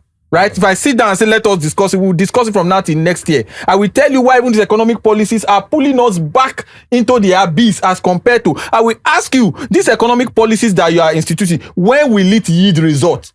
And if you cannot give me measurable progress in reasonable time, you are telling me a lie. Because every other person that came before you told this same lie. All right? Obasanjo did privatization and said, after they privatize everything will be fine. Is everything fine? They are privatizing roads. In Lagos, they prioritize this Lekki Ekpe Express route. Go there now. I just saw that they are scraping it this evening. They are scraping it to now redo it. That Work is big ongoing. portal, it's ongoing. So the point I'm making is that our people, our leadership must be people focused, people centric. And I see that in Obi. He talks only about the people. Only about what is good for the people. What is good for the people. So it's not like you see him as a saint, but just a perfect fit. Have you ever for seen a the saint before? prioritized- There is no Can I- saint. can I say Excuse me. something? No, excuse me. It's good that I explain that. There is nobody, there is no man or woman who is a saint, but there are leaders that are better than other leaders. Let's wrap. Peter Obi is by far, and this one is not my father. Never give me 1 naira before. My people know they give chichi. Is by far a better can I- leader. can I say Now, something? before you say anything, on what metric are you judging Peter Obi as a better leader than Tinubu? And upon that metric, I want you to also pass your judgment. Tinubu has been president. Peter Obi has not been president, but Peter Obi has been governor. All right. You can't judge Tinubu's presidency with Peter Obi, who has never been president. So Okay. let's look at their previous work, they are- where they are on par. So I will explain. There's what they call the test, the personal test for integrity. If you put Peter Obi standing and you put Tinubu standing, there's only one you can trace their source of wealth. Due respect to the president. I don't like to go this way because it looks like you are discussing persons. Due respect. Every 1 naira that Peter Obi has made in his life can be explained, but there are some others whose cannot be explained, even by their own ambassador that said that they are into some other things I don't like to mention publicly. If you talk about leadership, Peter Obi has led several multinational organizations, including banks, that are very successful today. On the other side, what has he led? All right, then talk about state. You know, people talk about that he beat Lagos State. That is the most insane comment I ever hear from people. The British, if you beat Lagos State in 2000, what did the British build when Lagos was a colony of the British? What did all the military administration from the beginning to the end do? There was no coastal road during the British time. The coastal is still less than 40 kilometers, but the No major Third Mainland Bridge, oh. who built Third Mainland Bridge? It was Babangida now. Yes. Have you not been built? Who built Kata Bridge? Now Babangida, who even Ikoyi Link Bridge, where still be recent? Who built that? Not be Ambode. Who built Oshodi? You know, say more separate and more discuss individual, not as a whole. Who built Oshodi bus stop? Not be Ambode. Who brought BRT? Not be Fashola. Is that's Tinubu. Now he plan. No, not be plan. no. Fashola, check when BRT come Nigeria. BRT was 2007. Check it. Check it. When did BRT come to Nigeria? Check it now. Check it. I told you I was among the people. No, who you are in sensitized- Lagos. I can't even debate it with you. No, But if I win this one, now 1 million you go bring come. I said check Okay, it. now, the same metrics. No. Okay, you So have let not me done land. yet. So Because we are wrapping all here. they say is that Tinubu set the foundation to build Nigeria. The question is, what did the British do? What did all the military? I've mentioned the top 10 major I like projects. the word foundation. Yes. I want you to tell me, using Anambra State currently as a judge, what did Peter Obi lay foundation for? Education, for example, which is Okay. critical. Education, for example, Peter Obi laid the foundation for the educational progress of Anambra. In fact, under Peter Obi, Anambra became number 1 in WAEC and NECO. Why But has come out to say they don't rate number one? Let me. They don't He rate won states. several awards on that, but let me even give you something. Okay. that is Before probably- you give us the BRT one, the Lagos Bus Rapid Transit BRT system began operations on March 17, 2008, 2008 under Fashola. becoming the first of its kind in Under sub-Saharan Fashola, that 1 Africa. million, you give me 1 million. No, No, wait, that- wait. I never Okay, finished. 500,000, I never finished. 500,000. Let's reduce it. No, wait, I never finished. let me take it again. The Lagos Bus Rapid Transit BRT system began operations on March 17, 2008, becoming the first of its kind in sub-Saharan Africa, Africa. initiated by the Bola Tinubu administration and commissioned. Wait, 1 and million commissioned for him. under No. Fashola. No. Who commissioned? Who Commissioned started? But it was a BRT? team. It was Tinubu. I said I was the one that sensitized the Excuse me. people. Who under whose administration did the Dangote refinery start? Buhari. But Yeah. when did this start functioning? Tinubu. Eh. So let me tell you, but let's leave all this story.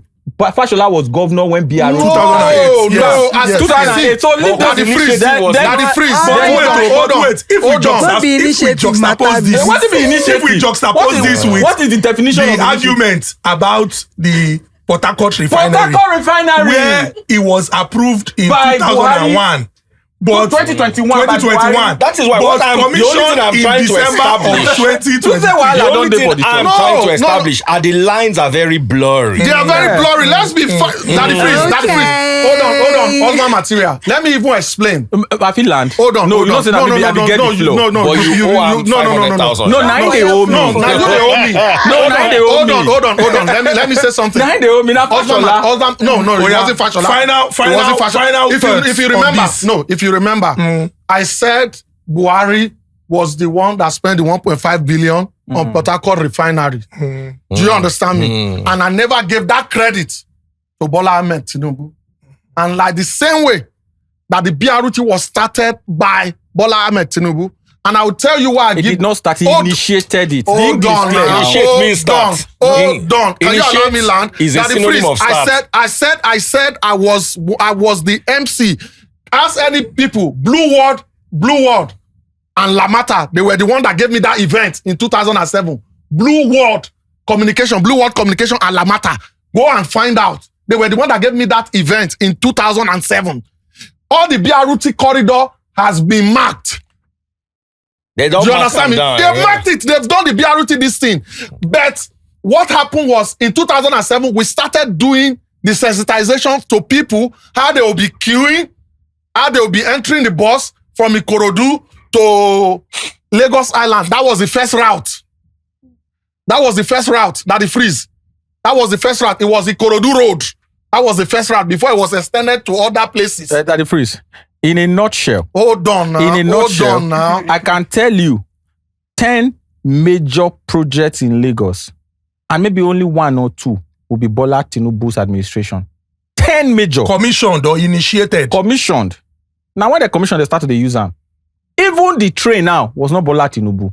Who gave him Fourth that credit? Mainland Who has Bridge given was him not that- Bola Tinubu. Who has given him that credit? All right, you know what? No, There's he a lot. has not. based He on the has not- metrics. he has Yes, not based on used the that metrics. metrics. Yes, Daddy freeze. Yeah. First of all, based on that metrics, you said Peter Obi took education to number 1.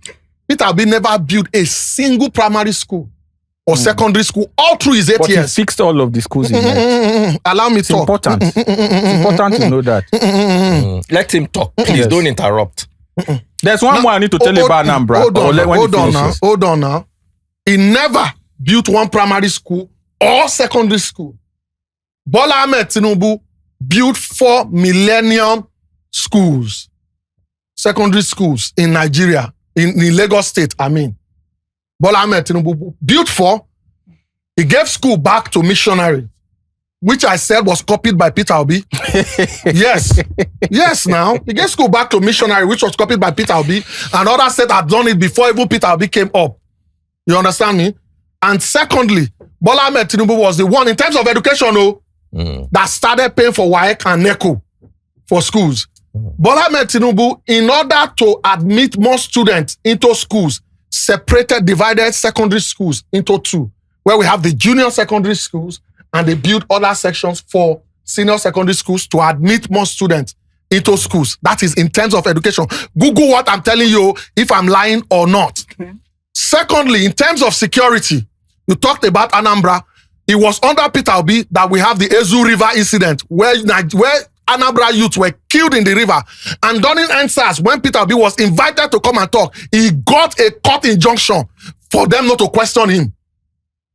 And that is the man. Yes, and that is the man you want to entrust with security. If you are talking individual, if you are talking, let him want to go that way. Let him land. He always allows you to land. If you go that route, Stop interrupting me. Because there are drug cases, so no, stop interrupting me. Don't mention drug. A civil forfeiture case in the US is not an indictment on drug case. You forfeited drug you have money. let him loose. Please allow me. Okay. Allow me. In terms of security, he got a court injunction not to be questioned in that regard. In this Lagos, we know that after democracy was done, that was when there was massive robbery in Lagos. I joined Vigilante Group that year. That is freeze. If you live in this Lagos, you know what I'm saying. In 2000, you know what I'm saying. Bola Tinubu start Rapid Response Squad. RRS. And he did not just start it, he bought them armored vehicles that were stationed in different corners of Lagos. You don't understand me? In terms of security. Bola Ahmed Tinubu is the reason. Can I disagree? Hold on. Mawa before Bola Ahmed Tinubu did Operation Kai. Operation Sweep. Sweep. See, this Lagos one, I know it, I know and die. Like the back of my hand because I lived it. And this is it. When he did Rapid Response Squad, all of us where they claim entertainer today, how many of us will go out for night before? If not for all those Rapid Response Squad, we make entertainment what it is in Lagos today. That is part of the thing we say when we say certain things trickles down. You understand me? In terms of health, Bola Ahmed Tinubu was the one that started Lasan Bus, that started putting ambulances in different primary healthcare centers around Lagos, and they started stationing it at different places within Lagos. And he built new primary health centers in Lagos.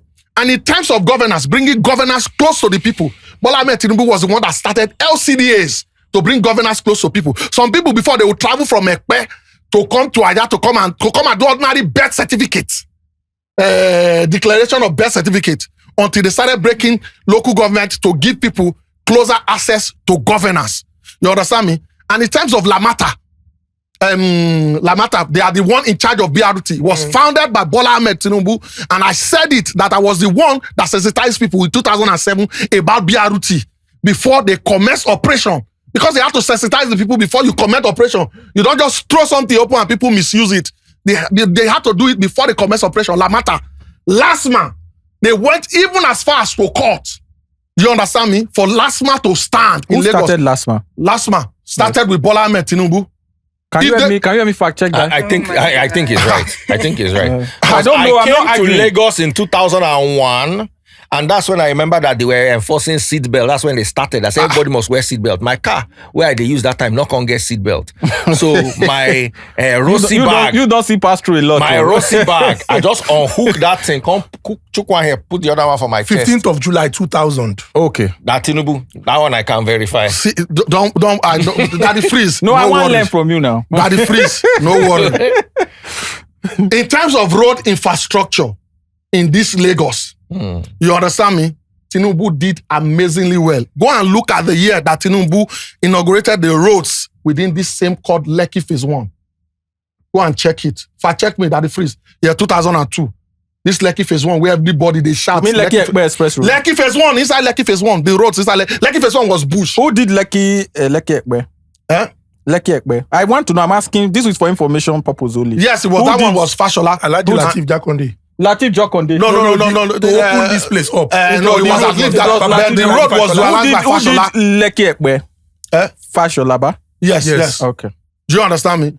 So somewhere like Oregun, for example, these are roads that were done by Tinubu. You remember that Oregun road that was renamed Kudirat Abiola Way? Yes. Before from Odota to get to Alausa would take you over 3 hours. That is now 20 minutes. My point is that the Hold major projects hold here, on, none man. of them, most of them were not done by Tinubu. These ones that I'm mentioning. Commissioned. No, these ones that I'm mentioning are what? No, those are normal regular. No, they are not normal regular. Take last one. No, don't say that. Don't say those are regular. Your Peter Obi did not do it. You are calling regular. Why did they say He did. Hold on. He didn't. That freeze. Why will Anambra under Fashola, when Fashola was governor, why would they send Anambra Fire Service to come and understudy Lagos Fire Service? Lagos sent people to understudy the BRT. Are you aware? Where?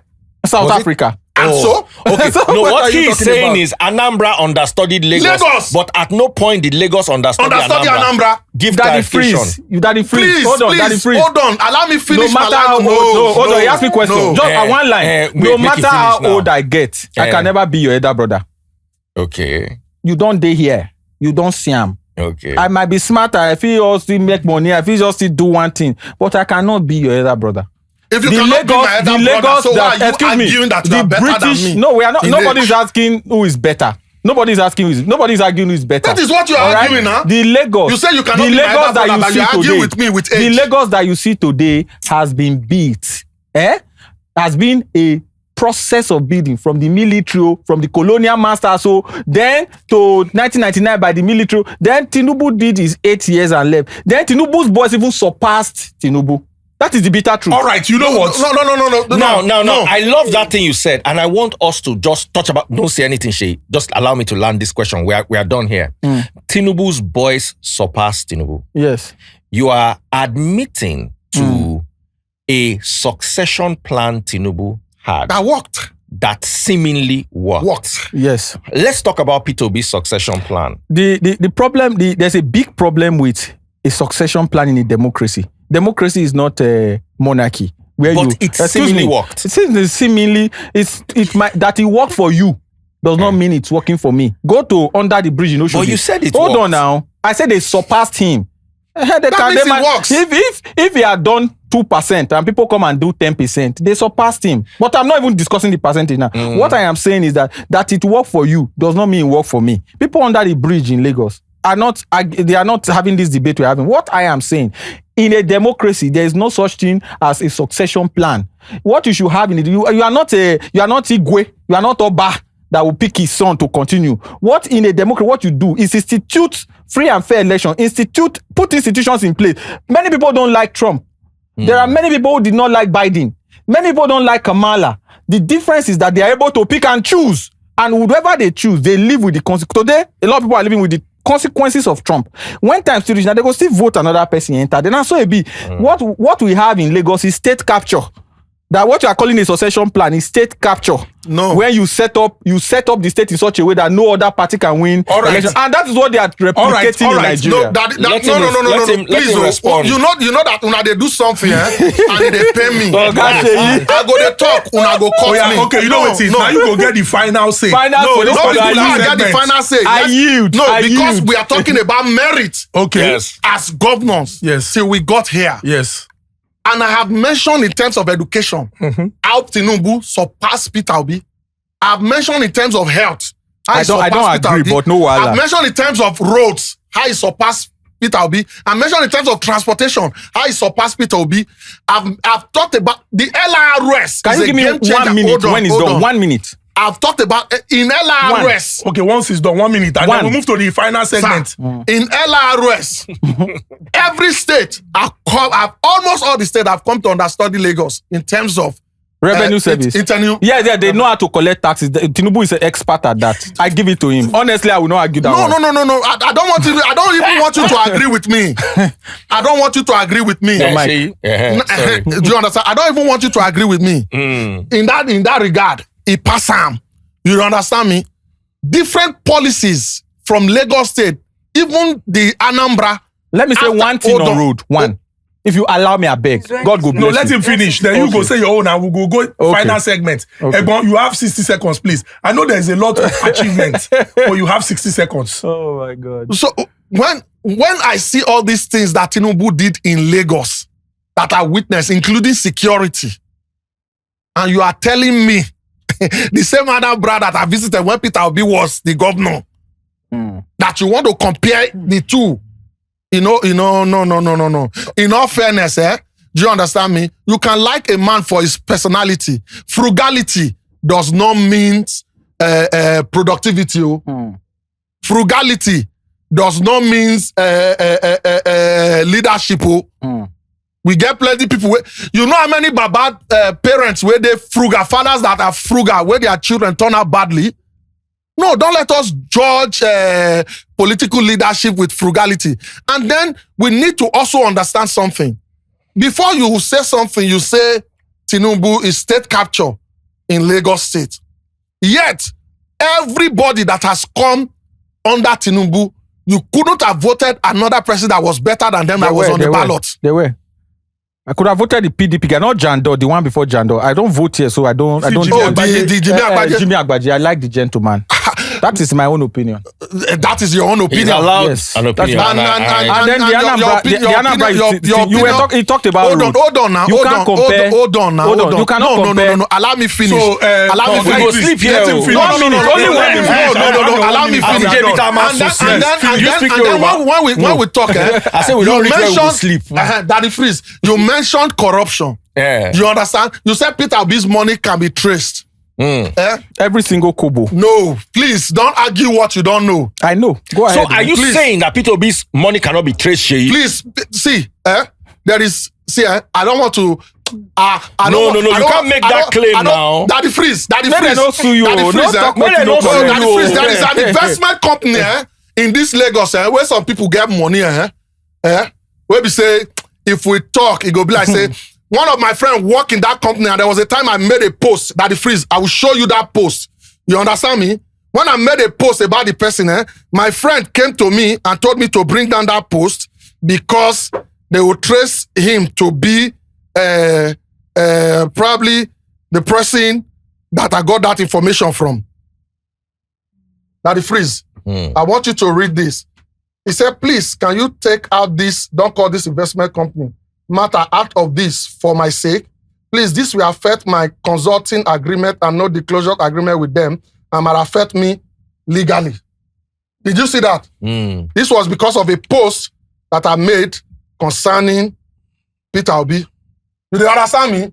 And I had to remove that investment company for certain reasons. You understand me? And remember, Obiano. No, I don't understand. Are you saying Peter Obi's money cannot be traced? Daddy Freeze, no push. I know this your line of Because we question. know. No be me you feel do that one for. You don't understand me?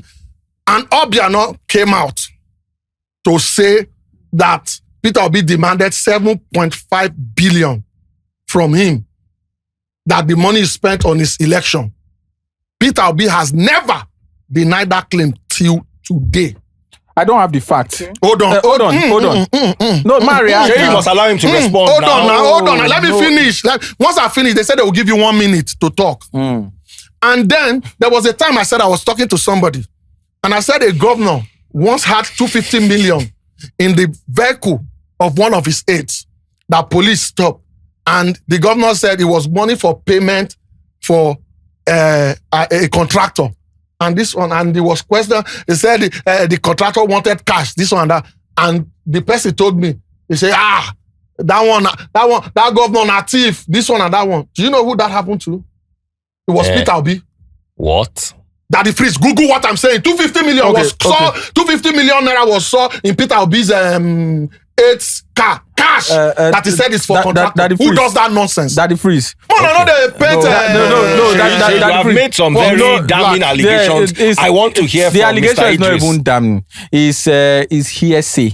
It's not hearsay. Hold It's on there. now. No, you had your time. As sir. Peter Obi denied it. you had your Don't say time. it's hearsay. No, you had your time. No. Hold on now. Like I said, You if wait you are now. talking, You know, Seyi, No, you don't have to call be it careful. hearsay. Wait. Seyi, Don't call it you have to hearsay. be careful. Yes. because you know- you mentioned drug no. issue just now. That Seyi, I didn't try Seyi, to we have to be anybody. careful You mentioned because drug of the issue. legality. And There's Remember what legality- happened to there's a Dede legality Adeyanju? clause. He was sued by Peter Obi. Daddy Freeze. Now listen, Daddy Freeze. I am not here. I mentioned something. You understand me? Did I mention? Let us return. You understand? And again, let's understand something. When you taxation on my time mention, is- you will answer. No, don't take when we out of this mentioned time. when you mentioned the drug issue, I said it's a civil forfeiture case in Yes, the like US. you return money for drugs. No. It's not returning money for drug. Help us explain what civil forfeiture Yes, means. I will explain. Daddy Freeze, have you watched this movie on Netflix? What's that movie on Netflix? But don't be my 1 minute be this. Oh, it's not your 1 minute. You will you talk. will get your 1 minute. You will talk. Even though we go If sleep you- here if this you night. watch that movie on You will get your Netflix, 1 minute. read something. Huh? No, something read something. That guy that was on a bike that withdrew money that sold something in cash. Rebel Ridge. He sold something in cash. He had that cash. He was driving. He was riding on a I know bike. the movie you are talking about. Yeah, Rebel Ridge. He was riding on a bike. A black guy. Yeah, and they knocked him down. The police people, they knocked him down. They searched him. They saw that money in his bag, and they seized that money. Do you understand me? They seized that money legally in the US. if somebody's there is a video that was done by this popular comedian on civil forfeiture, lost civil forfeiture on YouTube. That is free. Google it. Civil forfeiture on YouTube. Watch that video. America can see $20,000 with you cash, and they can sue that money. They are not suing you. They sue the money. That the money should come and defend itself. Then you can go to court, get lawyers to fight. Most of the time, people eventually leave those money. So you know, what is hold this? on. No, I have my. This is my time. You are using. No, I said they said you will use your time. Shey, You have you your 1 have minute. hold on, they go No, 20 you have minutes your like 1 this minute. now. Allow me explain now. Let him finish then. With extra. Do you understand? Now, if they sue that money, most of the time what happens is that people start fighting, and you just discover that the money you are spending to fight is more than the money you are losing. And on the civil forfeiture case on the president, there were other people that were mentioned. Do you understand? And by the time they saw that that wasn't a proceed of drug, do you know what they did? The IRS came in. Tax stuff. So it did tax evasion. Is that what No. you mean? Hold on now. Oh, you must answer that. Yes, now. The IRS came in. They brought IRS in.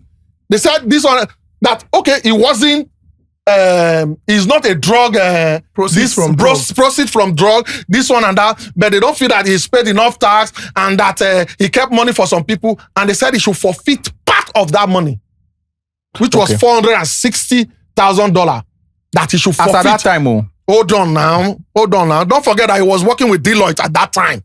It was not even more. and they gave him $460,000. No. Excuse me. Hold on now. What's the salary for lifetime on Deloitte as at then? Hold on now.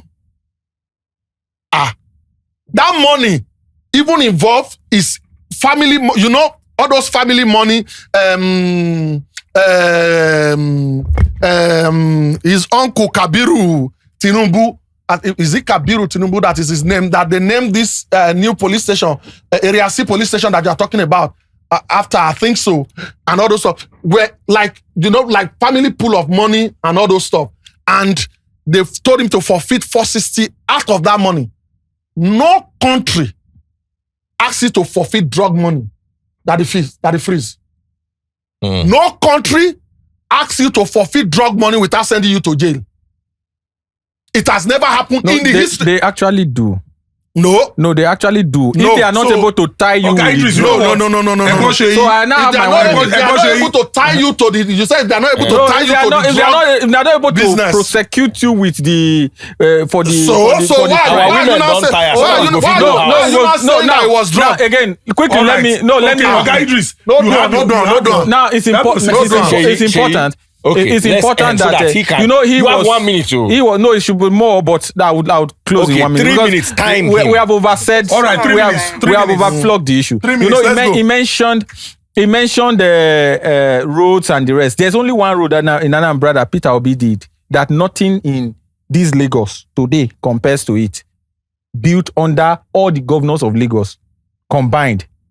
And that is the road that goes from Ed Bridge in Onitsha into Onitsha. It's a 10-lane road, 5 on both sides. You can go and check. If you drive from Benin to Asaba, you see it's a tiny road. They're expanding it now to the credit. You know, I gave the infrastructure C to their credit. They're expanding it. And then my governor, Pebolo, has been active in that sense also. But once you now cross the bridge, it becomes a tiny road. Once you cross the bridge into Onitsha, it becomes a dual carriage 10 road. How did I know? I served in Aba. So I went to Aba severally. All right? What comes closest to it is Lekki Ekpe, but Lekki Ekpe is either 4 or 6 lane, am I right? Thereabout. So it's important we say that all the other major infrastructure projects were built by the military, some other, the governors after Tinubu, and sometimes even by Dangote, like the Apapa Oroshoki road. That's a very good road too. So maybe the one he's trying to do now to resuscitate that record is the Lekki, it's not Lekki, Coastal Road. Now, it's important to also mention, what you have tried to, you explained everything surrounding the forfeiture in Tinubu's case. One thing that sticks out like a sore thumb is that he had money he could not explain. All right, and then he had to forfeit it. You mentioned about Peter Obi and the rest. There is no instituted case in the EFCC today that is asking question of that. If they had, they would have since There is none against Tinubu. no, there has one in Code of Conduct Tribunal. He won the case. I don't know. He was the most prosecuted So governor. we are- No, he Can won we the both case. agree that neither He won the case. Peter Obi nor Tinubu have any EFCC case? Yes. But he has one in Code of Conduct. But he said No, he he won it. won the And then, case excuse now. me, no, Ah. it's He not won the verified. I case. don't He know. won the case. He's president. He can no longer be prosecuted. He won He's the- president no, now. he has to won be- the case. Hold on, you are He was under interrupting me, Jonathan. Egbon. Now He you was, say, no, no. he was arraigned actually. He was arraigned. He's the only Anyway. president that has been arraigned. I don't know. Let's have the facts. but because let's I want have the us to facts. establish. But nothing. I don't think anything became of that. Nothing became that of it case. eventually. Now you talked about the civil forfeiture, $460,000 for somebody who was earning a civil servant's salary. So that is why No, it could wasn't not- civil servant salary. He was working with Deloitte. That's not civil why servant. that's why I could not explain it. So in a nutshell, whereas I do not attempt to water down the capacity, or you know what I admire, because so that let it not be said that I don't have anything to admire about Tinubu. What I admire about him is his consistency over time and the fact that he beats people, he invests in people. So he has people who are always loyal to him, whether for good, for bad, for ugly, and even for the worst. So in the final analysis, I will tell you that the person of Peter Obi, to me, today, represent one of the most upright Nigerians. He's not a perfect person, not a saint. Everybody have their own issues, but he is one of the most, if not the most upright Nigerian in the political space. And of course, he's very popular. He defeated Tinubu in this Lagos. Defeated Tinubu in Lagos, where he's from. Defeated Tinubu in Abuja, where Tinubu is staying. So that is the kind of guy we are talking about. And I'm not trying to say when it comes all the problems are fixed. I'm trying to let you know that in that man, we have a man who can be a proper president. A president who is empathetic, a president who is people-centric, a president who cares more about the people than servicing the boys in politics. What we have today in Abuja is a cesspool of corruption. All right. We take it home. The important segment. We have an interesting segment. Say we tell now say this season now essentially about to now why we allow our guests them they talk. Talk. If you don't watch this episode, read This one will reach 5 hours. You know say we love Nigeria. So please, your headphones. Everyone, just pick your headphones. Now, this is an interesting segment that has been introduced this season. Remember that we have said that the Honest Bunch podcast this season is essentially putting you in the driver's seat. So we're going to take a call now. This person will just explain the situation when be saying they deal with. And in our capacity, we'll go dissect them, discuss them. So we'll be like National Assembly presiding over that issues. So who is on the line? Hello? Hello? Hello, can you hear me? Yes, I can hear you loud and clear. Okay, good evening. Good evening. Talk to me. Yeah. Okay, my name is Chibuzo. Hi, I sell spare parts at Ladipo market. Market has been really, really bad recently. Very, very, very, very, very bad. And most of us are not even making sales that much nowadays as we used to before. Before we would sell parts of common cars like Corolla, Camry, and people will buy them very, very well. But now, business is not moving as usual anymore.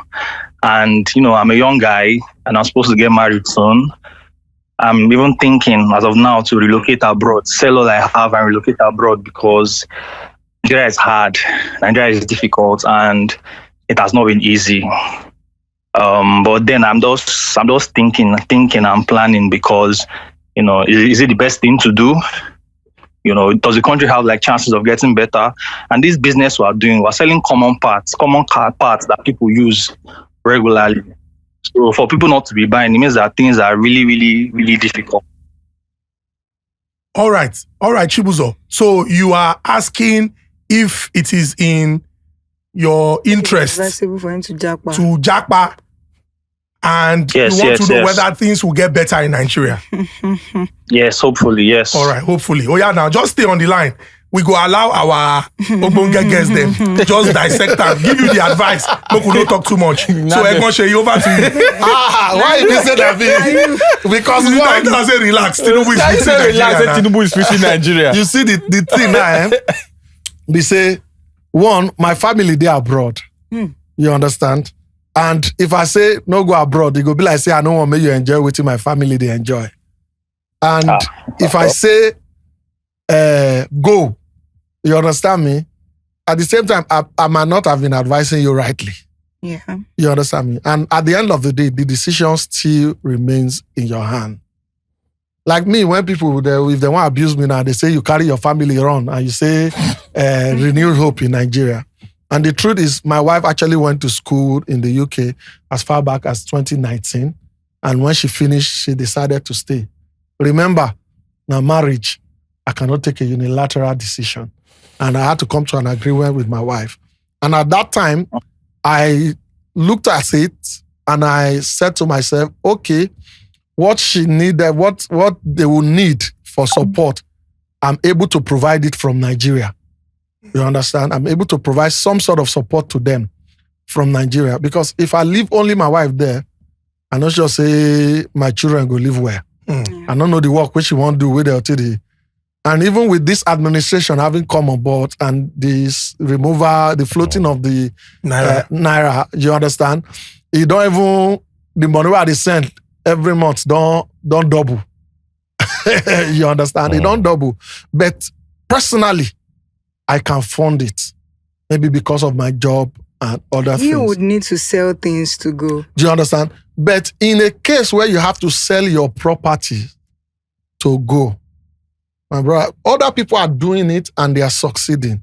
Me, personally, I will not sell a property to live outside I don't even Nigeria. think people sell properties to go. I think they just sell the properties because they've planned to leave. And they don't want to leave those things hanging. They sell properties to go. To raise for the money. sake of going. To raise money to go. People they enter debt to go. Some people take lapo. Wow. They go. They know they Chibuzo, pay back. please don't do that. Oh. Do you understand? So some people do it. And for me, I don't think that is the best thing. You understand? Since my family have been in the UK, I know lie to you. One of my houses here. Anytime I look at the house, I dey happy say nothing push me to say I won't sell this house that time. You understand me? The first time I sell anything like my landed property was in 2023 after the election where people start to dey bash me here and there and job go down small. Now I know say I sell land. And I just tell myself, that time if I sell, I just go UK, there with my family. They lounge with the money until things pick back up and I start to the work again. And I came back to doing my shows and all those other stuff. And I knew at that time that it was because people were angry because their candidate didn't come in and all those bashing was coming. You understand? And in terms of your business here, you see, this spare part selling business in Nigeria, sometimes even me, I dey wonder how the business be. I was still complaining the other time. I said, brake pad where I buy for my car for UK since 2024. We've not had reasons to change the brake pad. But Nigeria, every 3 months now we dey change brake pad. Is it that the brake pad for no? Is it that they are bringing the quality? African market. Do you understand? So maybe instead of just bringing those inferior quality, maybe we start to bring the original, sell them at the price, and then make people enjoy. Not say you make your profit at the time where you want to make profit. Not be say, you see this constant, maybe people are getting wiser too. You understand? Where everybody know they run, they go mechanic like before again. Maybe now, don't forget that the world has become a global place now. You can buy things online, they help you ship it to Nigeria, you just use it. Maybe now some of the things where they contribute to people not buying spare part like before. Because I remember you get one car where they buy. I don't already tell my cousin, we won't help me ship the car come from the US. I tell her, say, see, there are certain things I would need for cars where I won't buy, where you go help me put inside the car, bring come Nigeria. Because I don't tire today because I go Akure, come back. They say brake pad where I buy day before yesterday. You don't finish. Do you understand? Maybe we need to, you need to re-strategize with your business. Okay. You understand? Look at it. What are the things that are currently working around your business? That is if you decide to stay with your business. And another thing, the third thing I will tell you, because he say you go soon marry. You understand me? Before you relocate with woman, yeah, girl. think and well. Asar now. No. Okay. Daddy Freeze, Yes, sir. before you relocate with woman, Asaf. even man self, before you relocate with anybody, now let me say woman, think I'm well, oh. Because I have seen men who left Nigeria and as soon as they reach abroad, wife where you know say your husband pocket alone, work alone, no go fit sustain the family over there. You can't reach there. You can't talk say my money na my money, your money na our money. Think am well, oh. Many marriages don't leave Nigeria, don't break. God will help some of us keep our own. We they wake up every morning, they thank God, say Heavenly Father. Una no wait for the Thank wonders. you. Do you understand? And maybe some of us now, because we still they see something send, oh, now make them never tell us, say, just day where you day, make a day where I hell dey. are you? Do you have you understand? done for So me? put all these thoughts together from my little sense, we're not too big. Think am well. Would you want to improve on your business, or there are other things that you think you can do here that can work for you, or you are willing to risk it all? All right. Oga Idris. That one a big dilemma that my brother did. But the get house how I go take talk put for the matter is depending on how patriotic you are. Now I go determine whether you go travel or not. Let's talk a bit about numbers. How many dollar billionaires do we have in Nigeria? Maybe 3. Legally, I'm not talking about with government money. Abdul Samad, Dangote, and maybe one other. I don't know. Or that the freeze go know those some $10, yes. Maybe 3 of them. How many dollar millionaires we get? Maybe 1,000. I don't know. I'll check. But I'm just trying to let you know. Well, if you compare that to the UK, dollar billionaires, dollar millionaires, it means the economic opportunities are more there. Whatever you can do here, you can also do abroad.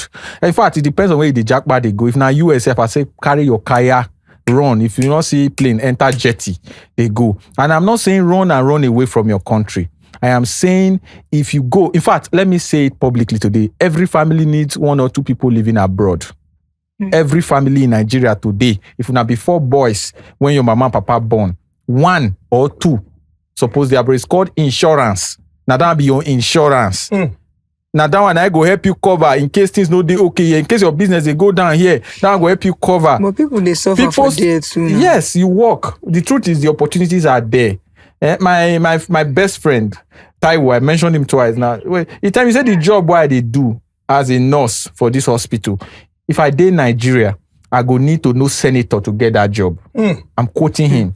In fact, when he left some years ago, he said, Idris, let me be honest with you. We were living together in Igondo here in Lagos. I stayed in Lagos for 2 years. Most people don't know that. He said the 34 years, 35 years I don't spend for Nigeria has been the worst.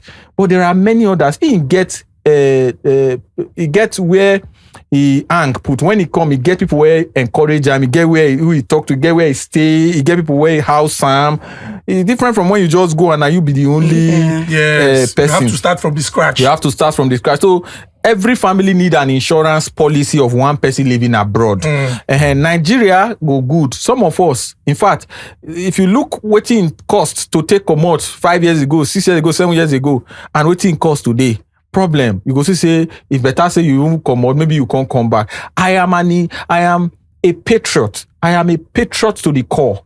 Like I believe in this country more than I believe in anything else. I want this country to be good in my lifetime. My quarrel with anybody is for the sake of the country. Not because like the protest we'll go do for Abuja. Not because I get personal problem with Senator Mrs. Godswill Akpabio. But I went there because I believe that this would be better for Nigeria in the long run. I may be right. Yes, I know I'm right, but some of this. So I would advise him strongly. If no other person there abroad for your family, if help no day, because now your business don't get K-leg, you still get something to sell. Very soon, you go sell what you get now, take chop. You don't get what you to sell again. If he get as he be, go first. Traveling is part of knowledge. You deserve to be in a place where they don't go take lights. for morning till night. The first time when I travel, when I see say morning till night they no take light, it do me like say person dey lie for me. Sometimes I will go off the light on and back whether I say they dream. not. Because na your eye dey do In you. Benin City now, we don't have electricity. Those from Benin that are watching me know we've not had light since December. They bring maybe 1 hour a day, 30 minutes a day. It's like that. In Benin City. Yes, you go get AC, you go dey sweat on top your bed. Now so it be. So my brother, if e don't come to that, go. I go advise say like he advise say you fit leave your wife first. As a hustler where you be, go hustle. But before you go, make sure say you pump and you know deflate am oh. Make sure say you pump and you know deflate so that you no go come now they don't help you. Pump and they know. So go, check, try. You can do business abroad. You can do everything abroad. Opportunities are abroad. I know say UK don't dey saturated, it don't hard for them. US dey, Australia dey, Canada dey.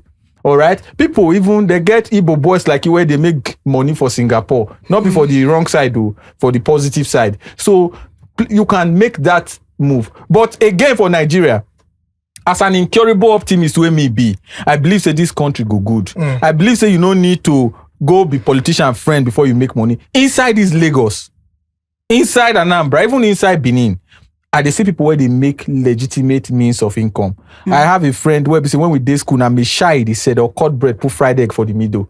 Today, it's a big tech guy. It's in this Lagos, he's earning over 20 million a month. All right. So there are many others like that. Countless number of people. Not be only hook up and yahoo day. All right. Don't let anybody deceive you. You can still make it. People are making it. There are, in fact, entertainment sector now, I think you can make it easier in the entertainment. That's why you see your Seyi Law not feel relate to those of us where they in the lower rung. All right. So you can still make it. Consider it. Content creation. Content creation is another area. Put content around your business. You see that your business, explain every single nut and bolt where they inside your shop. Put time for the internet. Always the works. internet can bless It you. always works. The internet can change your life. Always. It never changed my own, but I believe it can change your life. So try. Think along this line, and I am praying for you. I am your brother. I am praying for you, and I believe you can succeed. But if it comes down to it, gather your load, go. He who fights and run away will live to fight another day. Where guy man for day oko, man where no be guy man day papa house. So you better say you be guy man, you be man where day papa house, and you be guy man where go oko. So better you just go Oko na prison, by the way. Oko prison for Benin. Yes. So I live not too far from Oko prison. Okay, so it's better. Gapiona Avenue. Oh, that's in GRA Benin. So it's better go do the battle. Me where they talk to you. So if I guess I go think and reach now. Let's say they call say Emilokon current 2031. I go dodge her. But that dodge now go to come back. Now Tinubu to 20. I just wanted to say something, not too much, because I have a lot of audience abroad from my live shows. I'm going to tell you some things. One, if you are above 40 and you are married, avoid any kind of abroad. Unless two conditions. One, the suffering in Nigeria is unbearable, or the enjoyment promised abroad is much more than anything you can have here. Avoid America and avoid the UK for now if you are married. Relocating, avoid them. Why? You give birth to children abroad, you will not get their citizenship. Wow. Canada is safer. Because of that age? Now, let me tell you what people do. Not because of the age, because of the immigration policies. Policies at this time. Let me tell you what people do. Two people go abroad, husband and wife. They have to divorce each other and marry other people to get papers, especially the UK and the US, unless one of them is a citizen. Canada, you can get PR. America, you have to divorce each other. How many marriages can survive a divorce and remarriage of the same couple? So even healthy. Normal marriage where they quarrel. If una divorce, on to say, me I marry her for papers, she marries him for papers, then when we get our papers, we go divorce them, come marry ourselves. Some don't even marry like that, where the man don't impregnate the There's a lot. So no, right be, now, no be lie, it be He like- married the placeholder wife. no be right joke, oh. now, one of the worst things you can do, relocation-wise, if you are 35 and above, is go to the US or the UK. Look at Canada, look at Australia. Look at some parts of Europe that are more immigration friendly. Friendly. So, you know, one of the problems we have in Nigeria is copycat mentality. Agbani Darego won Miss World. Before you know, there was Miss Falomo Bridge. There was Miss Obalinde. There was a beauty pageant on every street corner. Nigerians know how to follow. This one don't go, you don't make them. You pack your load, go, not knowing what you are going to do. Just like when we won our award, best podcast. Man. When I say Everybody's... podcast. But it's okay. You know. So, it is what it is. All right. So for me, I think that this man is under even more pressure than we are considering. Remember saying talk say in the plan marry. So as he did like this, what me I dey suspect now say, aside from say in the take care of himself, They find money sustaining for business, wedding. the woman when they come into in life, now also responsibility when be saying one carry, and na there problem go dey. So I don't know if Chibuzo, you and your wife is sit down, make una follow una self talk, because woman when love you, when believe in you, when no say okay, oh, no matter how things take day, oh, your two leg go still solid for ground. Make she also bring wetin she dey bring come the relationship, because this marriage where you put now as the clause there, now the reason say you feel the look say she wants the wedding of her dreams, and the life, the sleep where you dey sleep now, now sleep where we say get some things where you know if you dream about. So if you people can have a conversation where she says, see wetin I dey bring come, I know say see wetin you get. In 1 year, 2 years, see how we go take fee manage.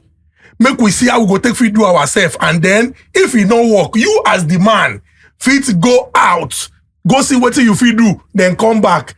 I no go advise say make you go carry person picking, come join you for situation where uncertainty dey. I love you, I love you, I love you, I love you. You get the place where hunger go beat you reach. I love you go come dey sound like threat oh. So Chibuzo, I beg, think this thing well. Think am well before you chook head inside. For me, I think if you ask me, Nigeria have better opportunity than traveling outside the country. So I think maybe you should just change the strategy of your business. I don't think the business is what's not working, because people buy motor parts every day. Change the strategy of your business, then you don't just go abroad. You know, there are these lies they tell you. Life is harder than Nigeria. You feel one good, your opportunities. Life is hard everywhere. From Agboro, if you become governor. So there are more opportunities here.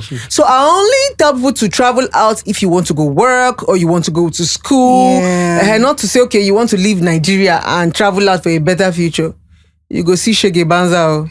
So I think just calm down, change your business strategy. And if you want to even travel out, travel for the right, reasons. TI. You guys have said it all. All right. So Chibuzo, we wish you all the very best in your decision making. Chichi. We hope that when you come back later, it will be testimony. By the special grace of God. By the special grace of God. So thank you so much, Oluwase Itan. You be person where we say, what do you stand for? Now what do you stand for? I also remember that time. Say you talk, say ever support Buhari. I remember that time you follow for one of the popular people, yes. The popular people when stand say, this man, the way when the man they go, that's Buhari. Say they go well. So you have been somebody who, what you believe in, you believe in, and what you stand for is what you stand for. Even from 2012, when even the Tinubu that I've supported today, where everybody they move for fuel subsidy removal, where they say they no removal at that time, for me, I think the government should remove it. I said it as far back as 2012 that fuel subsidy needs to go. But the only thing is, hope government will be accountable and make it to the citizen and use it for the right reason for the citizen. All right. And by 2023, where they come out, Hey, be like say wait till the fight for since 2020. Don't finally come. Okay, thank you, Husband Material. Absolute delight to meet you in person. Oga Daddy Freeze, thank you so much. God bless Lovely you. having you, brother. Sister Blessing, see you, Koyo. Well, it's good to see you in person. I'm on a fight. I'll be the same for Instagram, but you are an adorable, calm person in person. Thank Titi, you. thank you so much. Thank you for inviting me. Oga, we are on the other side of the fence. I believe one day. One day, I maybe. enjoy the way they fought. Yes. I loved it. Thank you for the opportunity. Thank you very much. God So we bless you. encourage people, make una talk.